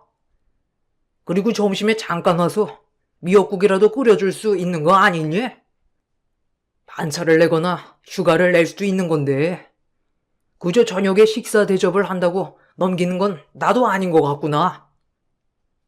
네? 전에 도은 씨가 말씀드린 거 아니에요? 오늘 저녁 식사 대접도 하지만 얼마 전에 어머님께 가방도 사드렸잖아요. 그거 제가 사드린 건데. 아침 새벽부터 출근하느라 저도 정신이 없었어요. 도은 씨가 어머님께 생신 축하드린다고 전화도 안 드렸어요? 아니, 너는 결혼을 하면 여기 식구 아니니? 내가 정말 서운해도 다 이해해 보려고 했다. 그런데 말하는 거 봐라 정말. 여보, 내가 이래서 서운한 거라니까. 얘는 우리 집을 그냥 남으로 생각하나 봐. 내가 서운 안 하게 생겼어? 주희 너, 내가 전에도 말했지? 이제는 집안일 네가 챙겨야 하는 거라고. 우리 집 남자들은 네가 들어왔으니 내 생일도 네가 알아서 잘 챙기겠거니 한 거지. 너 들어오기 전에는 당연히 우리 집 남자들이 챙겼지만 이제는 네가 있잖아. 그래서 내가 말하지 않았니? 집안일은 네가 챙겨야 하는 거라고. 아유, 내가 정말 이래서 살림 알려준다고 한 거였는데. 제가 그래서 저녁에 식사 대접을 한다고 한 거잖아요. 그리고 어떻게 일하는데 와서 점심을 차리라고 하시는 거예요? 여기까지 오는 것만 30분이에요. 그런데 언제 와서 언제 밥을 차리고 언제 정리를 해서 가라고 하시는 거예요? 그래서 저녁 좋은 곳에서 대접해 드린다고 했잖아요. 아무리 그래도 아침부터 연락해서 죄송하다. 생신상은 못 차려드릴 것 같다. 해야 하는 거 아니니? 너는 며느리가 되어서 이런 것도 안 챙기고 뭐 하는 거야? 네 시엄마가 마음이 넓어서 이런 거 다 용서하고 지나간다고 하는 거? 내가 옆에서 보니까 안쓰러워서 안 되겠다. 아유, 여보. 너무 뭐라고 하지 말아요. 아직 아무것도 모르는 애잖아요. 주희야, 내가 너 결혼한다고 했을 때 살림이라고는 아무것도 안 해본 티가 나서 조금 걱정은 했는데 사실 이렇게 아무것도 안 하는진 전혀 생각 못했다. 그래도 조금은 눈치껏 챙길 줄 알았는데 아휴, 이렇게 알려줘야 할 게 산더미라니. 아무튼 앞길이 구말리다 구말리. 그래도 어쩌겠니? 내가 너한테 이렇게 서운한 거 안 풀면 어떻게 할 거야? 우리 집안 사람들이 네 편이겠니? 다 내 편이지? 내가 뒤돌면 너는 여기 집에서 왕따 아니니? 내가 너 왕따 시킬 수 없으니 다 용서해 줄게. 시모와 시부의 황당한 말이 정말 화가 나고 어이가 없었지만 남편은 그 말들을 그냥 들으면서도 아무런 말도 하지 않았죠. 저는 너무 화가 나서 참을 수 없는 눈물이 그대로 나왔습니다. 어찌어찌 생일을 보내고 집으로 오면서 남편과 정말 많이 다퉜죠. 당신 오늘 내가 들었던 말이 정말 맞는 말이라고 생각해? 그래서 아무런 말도 하지 않고 있었던 거야? 솔직히 말하면 나는 그게 맞는 말이라고 생각 안 해. 아침 새벽부터 출근하느라고 정신없이 나와서 하루 종일 일하다가 퇴근하자마자 시댁으로 갔어. 저녁 식사 대접하겠다고 며칠 전부터 말했고, 거기다가 가방도 사드렸는데, 고작 생신상 안 차리고 생신 축하 연락 안 했다고 이런 말까지 내가 들어야 되겠어? 정말 나는 어머님께 밉보이면 이 집에서 왕따야? 너는 왜 말 하나하나 의미 부여하는 거야? 그냥 엄마가 화나서 한 말 가지고 뭘 그렇게 의미를 부여하고 있냐고. 애도 아니고. 생신인데 당연히 하나밖에 없는 며느리가 아무런 말도 안 하니 서운할 수도 있는 거지. 그리고 우리 집에 남자밖에 없어서 소소하게 챙겨주는 것도 없었어. 그래서 그럴 수 있어. 너무 서운해 하지 마. 엄마 생신이잖아. 그냥 그러려니 하고 넘어가. 너무 속 좁게 왜 그래? 뭐? 속이 좁아?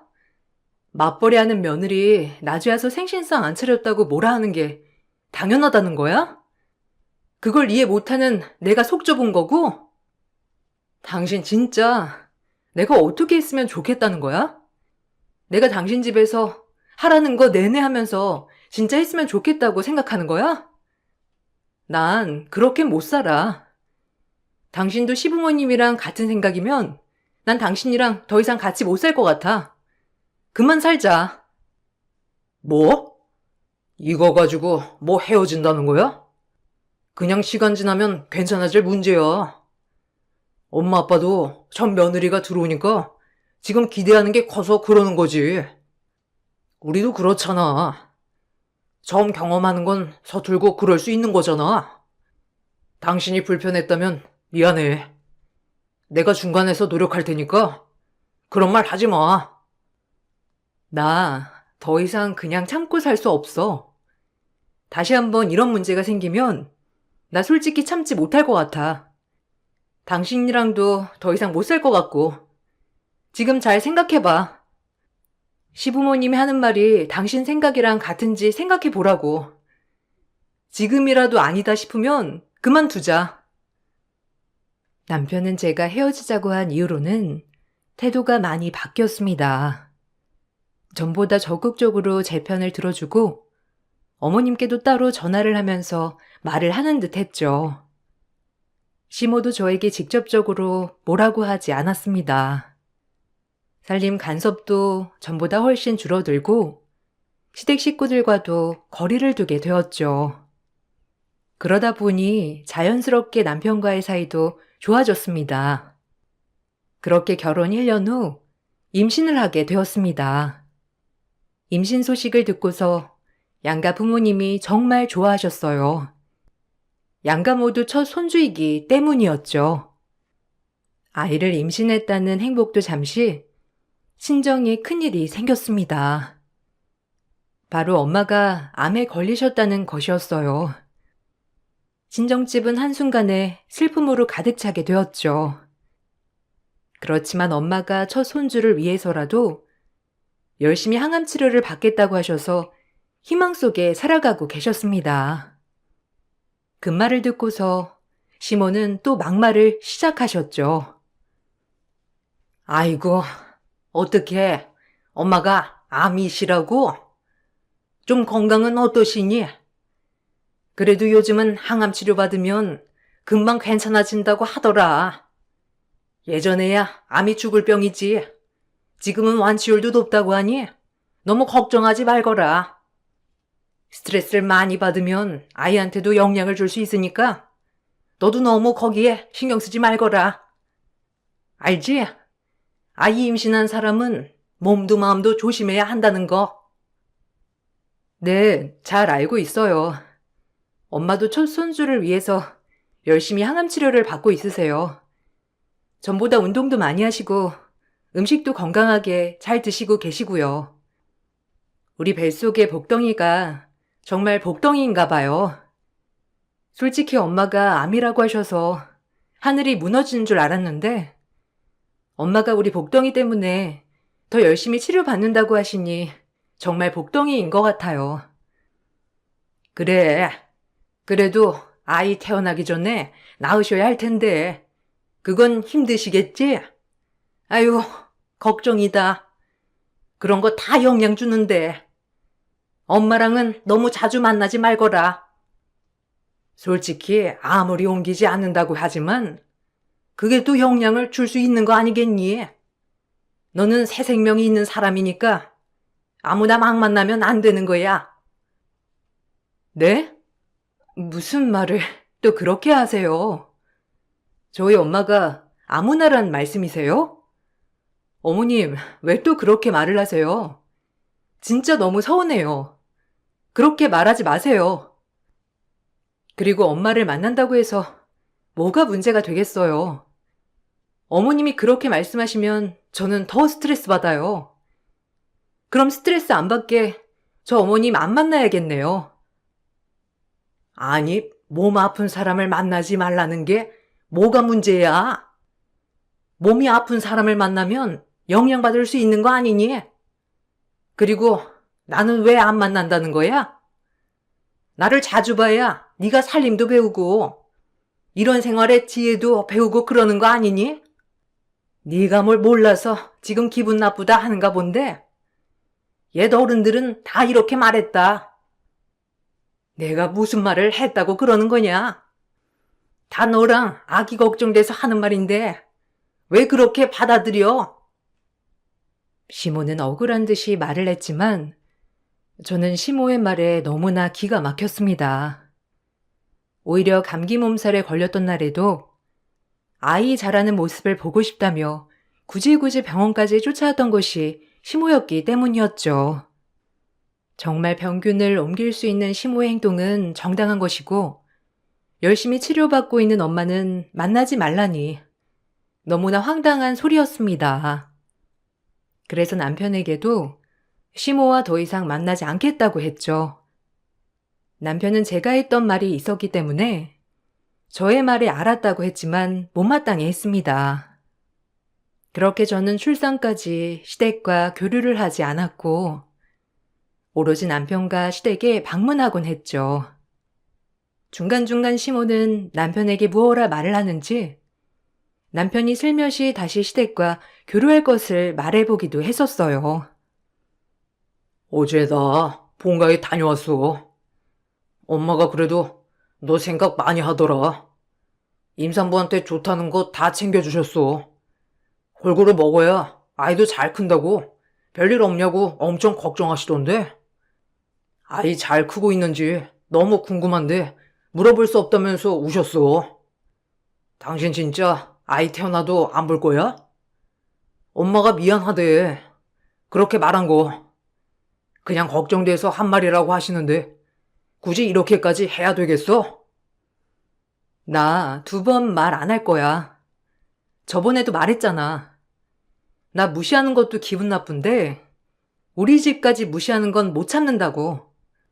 다음에 또 그러면 나 당신이랑 못 산다고 나 이미 여러 번 말했는데 당신 또 이럴 거야? 그리고 어머님, 당신 앞에서만 그렇게 말하지? 내 앞에서는 그런 식으로 말 안 한다고. 내가 얼마나 여러 번 말해야 알아들을 거야? 당신한텐 천사표 엄마일지 몰라도 나한텐 시어머니야. 당신한텐 엄마지만 난 시어머니라고. 알았어. 근데 엄마 속마음이 그게 아니라는 것만 알아둬. 그래도 아이 태어나면 손주는 한번 보게 해줄 거지? 엄마가 미안하다고 전해달래.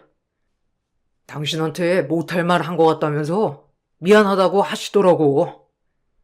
그러니까 지금 당장 보라고 하는 게 아니고 당신 마음 풀리면 그때는 한번 보자는 거지. 시댁에서는 저에게 미안하다는 말을 계속 전달을 했습니다. 출산까지 교류를 하지 않았지만 그래도 계속해서 얼굴을 안 볼 수 없다는 생각은 하고 있었죠. 그렇게 시간은 흘러 아이를 출산하게 되었습니다. 아이를 출산하고 나니 엄마가 얼마나 고생을 하면서 저를 낳고 키웠는지 알 수 있게 되었죠. 마찬가지로 시모도 남편을 이렇게 힘들게 낳고 키웠겠구나 생각이 들어 마음이 많이 풀렸어요. 퇴원을 하고 아이와 집에 온 날, 저는 엄마와 시모를 모두 초대했습니다. 엄마는 너무나 기쁜 마음으로 바로 집으로 오겠다고 연락을 해 오셨어요. 먼 거리에 있었던 엄마보다 일찍 도착을 한 것은 시모였습니다. 도은아, 주희야, 정말 축하한다. 드디어 너희가 부모가 되었구나. 우리 아들 항상 어린 아들이라고 생각했는데 드디어 아빠가 되었구나. 주희도 너무 고생했다. 아이 낳느라 정말 힘들었겠어. 우리 손주 얼굴 한번 보자. 아이고, 얼굴이 이렇게 또렷하고 이쁜 게 우리 아들 어릴 때랑 똑같구나. 역시나 유전자가 좋으니까 이렇게 이쁜 아이가 나오네. 주희는 아이 수유는 했니? 얘가 딱 보니 순한 게 너는 아이 키우기 쉽겠다. 그치, 엄마. 우리 엄마는 고생하면서 나 키웠잖아. 엄마가 나는 새벽마다 잠도 안 자고 내내 울었다면서 엄청 고생했다고 말해줬지? 우리 애는 그래도 나 안 닮았나 봐. 주희 닮았나 보더라고. 너무 순하게 잠도 잘 자고 먹는 것도 잘 먹고 정말 착해. 아이 태어나니까 엄마 생각 진짜 많이 나더라고. 아빠도 안 도와주고 엄마 얼마나 힘들었어. 아이고, 우리 아들 다 컸네. 이렇게 엄마 걱정도 해주고. 그래도 우리 아들 순하고 어지렀어. 아주 어릴 때만 그랬고 나중에는 잠도 잘 자고 착했어. 우리 손주도 그걸 닮았나 보네. 주희야, 내가 그때는 미안했어. 이렇게 얼굴 보고 사과할 수 있어서 다행이네.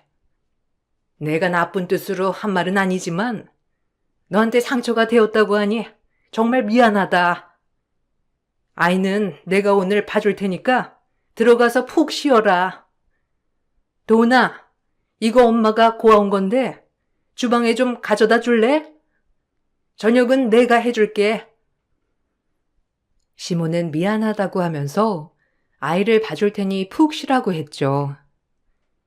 며칠 동안 아이 수유하면서 집 정리를 하느라 정신이 없었던 저는 시모에게 아이를 맡기고 잠을 청하게 되었습니다. 정신없이 잠을 자고 있던 와중에 갑자기 밖에서 시끄러운 소리가 들려서 잠에서 깨게 되었죠. 밖에서 들리는 소리를 들어보니 엄마와 시모가 말을 하고 있었습니다. 분위기가 심상치 않았죠. 아니, 사돈, 지금 이게 뭐 하시는 거예요? 저희 딸 보러 왔어요. 아이 낳았는데 지금껏 얼굴 한번 못 봐서 집에 왔다고 하니 보려고요. 근데 왜 못 들어가게 하세요? 딸아이 얼굴만이라도 보고 가겠습니다. 아, 왜 이렇게 하는 겁니까? 오래 있을 것도 아니고 우리 딸 얼굴만 보고 간다는데 왜 이렇게 하시는 거냐고요? 한서방, 자네 왜 그렇게 보고만 있나?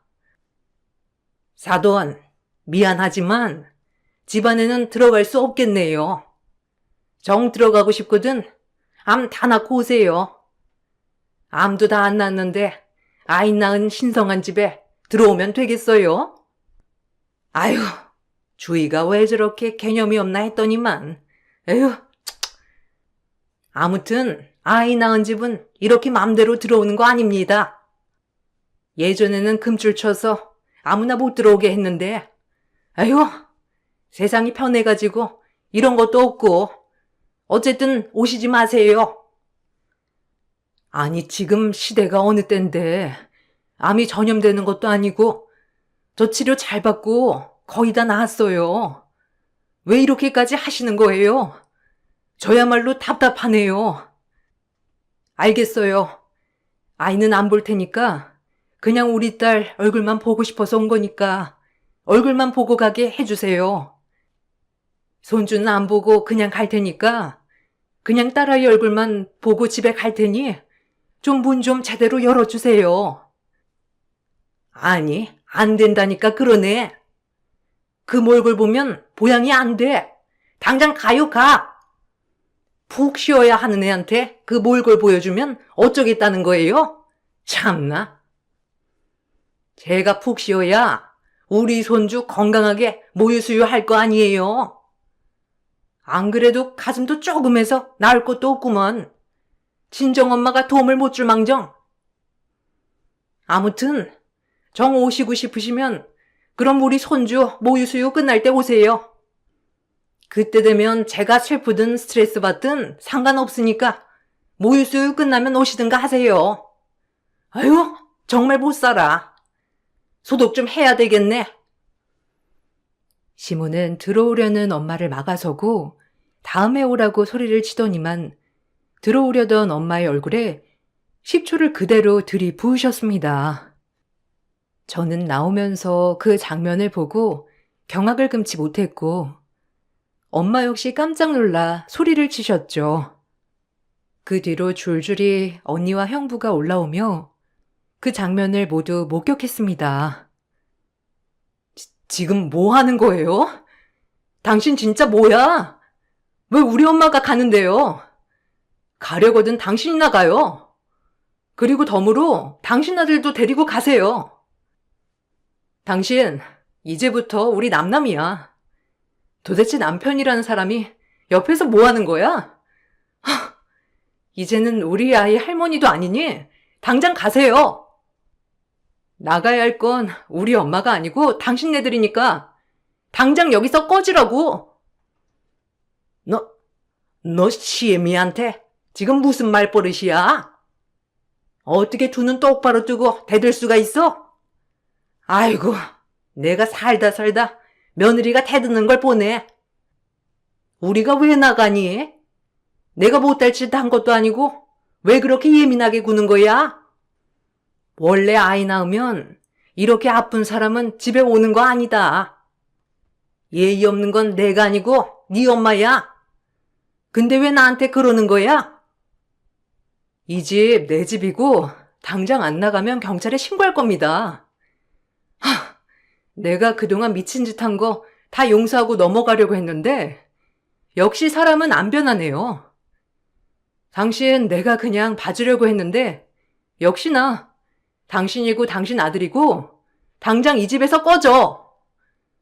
지금 당장 안 꺼지면 경찰 부를 거니까. 당신이 뭘 했는지 모른다고? 엄마 암투병 할 때 아픈 엄마 만나지 말라고 하지 않았어요? 엄마 만나서 나쁜 기운 얻으면 어쩌냐고 했고 거기다가 출산한 딸 얼굴 보겠다고 한 엄마한테 식초 뿌리면서 내쫓은 건 잘한 거고 이것만으로도 당신이 이 집에서 쫓겨나는 이유가 되는 거 아니야? 내가 이래서 못 빼어먹은 애는 살림을 일일이 가르쳐야 한다고 한 거다. 그거야 당연한 거야. 네가 얘 어른들 말을 안 들어봐서 모르는 거지. 원래 임신한 사람은 몸가짐을 잘해야 하는 거라고. 네 엄마 암 걸렸는데 그 아픈 기운 손주한테 가면 어쩔 거니? 그리고 네 엄마 아직 안 낳았는데 그거 혹시라도 우리 손주한테 가면 어쩔 거냐고. 그리고 또 네 엄마 오면 너 눈물바람에 쌩 난리를 피울 텐데 네가 슬퍼하면 모유 수유하면서 그 기운 우리 손주한테 갈 텐데 그 꼴을 어떻게 보라는 거니? 아이고 도나, 네 처 좀 봐라. 네 엄마를 이렇게 대한다. 아이고. 당신 진짜 왜 이래? 이렇게까지 해야 되겠어? 엄마가 나쁜 뜻으로 그렇게 말한 것도 아니잖아. 도대체 왜 그러는 거냐고? 진정하고 일단 들어가서 다시 말하자. 당신 출산해서 우울증 생겨서 그래? 이거 당신 우울해서 그러는 거야. 좀 진정하고 나중에 다시 말하자. 남편은 난리를 피우는 시모를 데리고 갔습니다. 그 뒤로도 남편은 저에게 시모에게 사과를 하라며 연락을 해왔지만 저는 남편에게 이혼을 하자고 했죠. 그 뒤로 연락을 하지 않았던 남편은 시간이 좀 더 지나고 나서야 미안하다는 연락이 왔습니다. 미안해. 엄마가 장모님한테 그렇게까지 할 줄은 몰랐어. 내가 너무 가볍게 생각을 했던 것 같아. 그렇지만 당신도 좀 이해를 해줘. 엄마한테는 첫 손주잖아. 그만큼 소중하고 귀해서 더 아끼는 마음으로 그렇게 말씀하신 거야. 나도 당황스러웠어. 우리 엄마도 잘못했지만 솔직히 당신도 잘한 건 없잖아. 그래도 어른인데 꺼지라 마라 하는 건 예의가 아니지. 너도 나도 잘못했으니까 우리 그만 싸우자. 너도 나도 잘못했다고? 와, 그게 진짜 말이야 방귀야? 당신 나랑 지금 장난하자는 거야? 이건 모두 당신이랑 당신 엄마 잘못이야. 그러니까 나는 당신 용서할 생각도 같이 살 생각도 없어. 이제는 정말 당신이랑 끝내야 할 때인 것 같다.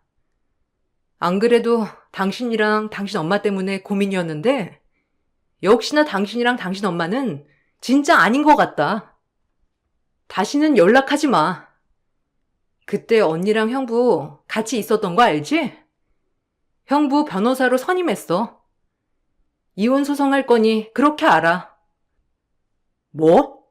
이깟 일로 무슨 헤어지자는 거야? 이제 우리 아이 태어났어. 우리 가족 행복한 일만 남았는데 도대체 무슨 헤어지자는 말을 이렇게 쉽게 하는 건데? 나 당신이랑 헤어질 수 없어. 그리고 뭘로 헤어지겠다고 하는 거야? 그건 엄마가 좀 말실수를 했지만 당신도 잘한 거 없잖아. 그거 가지고 법원에서 헤어지라고 할 것 같아? 우리 힘 빼지 말고 다시 잘 살아보자. 그래, 당신은 항상 잘못 없다고 생각을 하지. 법원에서 가는 소장 자세히 읽어봐. 그리고 그 결과가 어떻게 나온지도 보고. 아마 잘 준비해야 할 거야. 형부가 말았는데 진작에 이혼할 수 있는 걸 지금까지 참았던 내가 대단하다고 하더라. 그 정도야 지금. 당신이랑 당신 엄마가 지금까지 나를 그 정도로 괴롭힌 거라고. 당신 왜 결혼했니? 평생 엄마 옆에서 살지 왜 나랑 결혼했냐고. 미안해.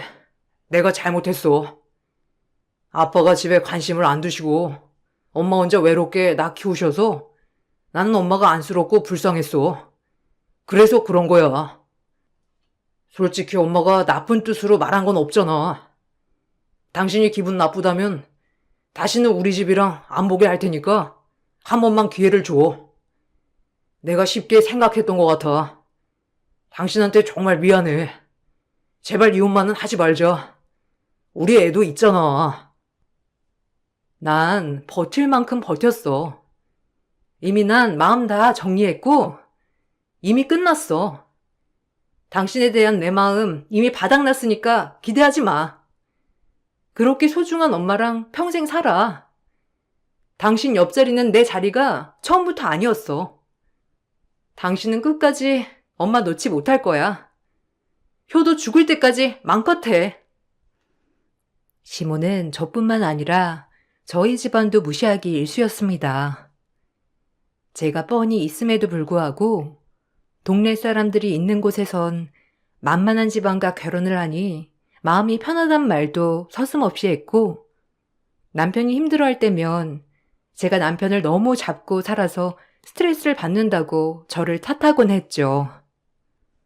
남편의 잘못임에도 불구하고 원래 밖에서 사람들 만나면서 스트레스를 풀어야 하는 아이가 저 때문에 집에만 갇혀 산다며 모든 것을 내 탓으로 돌리셨죠. 이 모든 증거들을 저는 차곡차곡 모아 두었습니다. 통화는 모두 녹음을 했고 시모에게서 받은 메시지, 엄마에게 식초를 뿌릴 당시 찍혔던 CCTV 영상 등을 모두 증거자료로 제출을 했죠. 거기다가 그 영상을 가지고 시모는 엄마에게 폭행죄를 행사한 것으로 고소를 했습니다. 식초가 눈에 들어가면서 그때 당시 진단을 받았던 것도 증거로 제출이 되었죠. 당연히 남편 측에서는 이혼을 할 수 없다고 나섰지만 그동안의 시모의 행각은 이혼을 성립하기에는 충분했습니다. 남편 앞에서는 세상 좋은 시모인 척했지만 저와 있을 때 했던 막말들, 무시했던 행동들 모두 충분했죠. 그렇게 우리는 헤어지게 되었습니다. 이혼의 결정적인 요인이었던 제3자 시모에게도 위자료 청구가 들어가게 되었고 저는 남편과 시모에게 모두 위자료를 받고 이혼을 하게 되었어요. 거기다가 시모는 폭행 혐의가 성립되면서 처벌도 받게 되었습니다. 시모는 다음 며느리를 받아보려고 여기저기 주선을 알아보고 있지만 이미 동네방네 마마보이 집착 시모 소문이 돌면서 아무도 주선을 해주지 않는다고 해요. 사실 저와 이혼을 하면 저는 당연히 남편이 본가로 들어가 살 줄 알았어요. 그런데 남편은 본가로 들어가지 않고 따로 나와 살고 있다고 하더라고요. 시모 역시 아들의 이혼에 결정적인 역할을 했다는 것이 밝혀지면서 시부와도 이혼 위기로 별거에 들어갔다고 합니다. 결국 세상 둘도 없었던 모자는 제가 없어지니 그 사랑도 끝난 것 같더라고요. 참 웃기는 일이죠. 저는 아이와 함께 행복하게 잘 지내고 있습니다. 아이를 키우면서 더욱 느낀 것은 아이는 제 분신이 아니라 하나의 인격체라는 것이었죠. 이 아이를 키우면서 나중에 성인이 되고 독립을 했을 때 스스로 잘 살 수 있도록 해야 한다는 것을 매번 느끼고 있습니다. 나중에 아이가 결혼을 한다고 하더라도 절대로 나는 그런 사람이 되지 않아야지 다짐하고 있어요. 제 이야기 들어주셔서 감사합니다. 저도 아이와 함께 잘 지내보려고요. 모두들 행복하시길 바랄게요.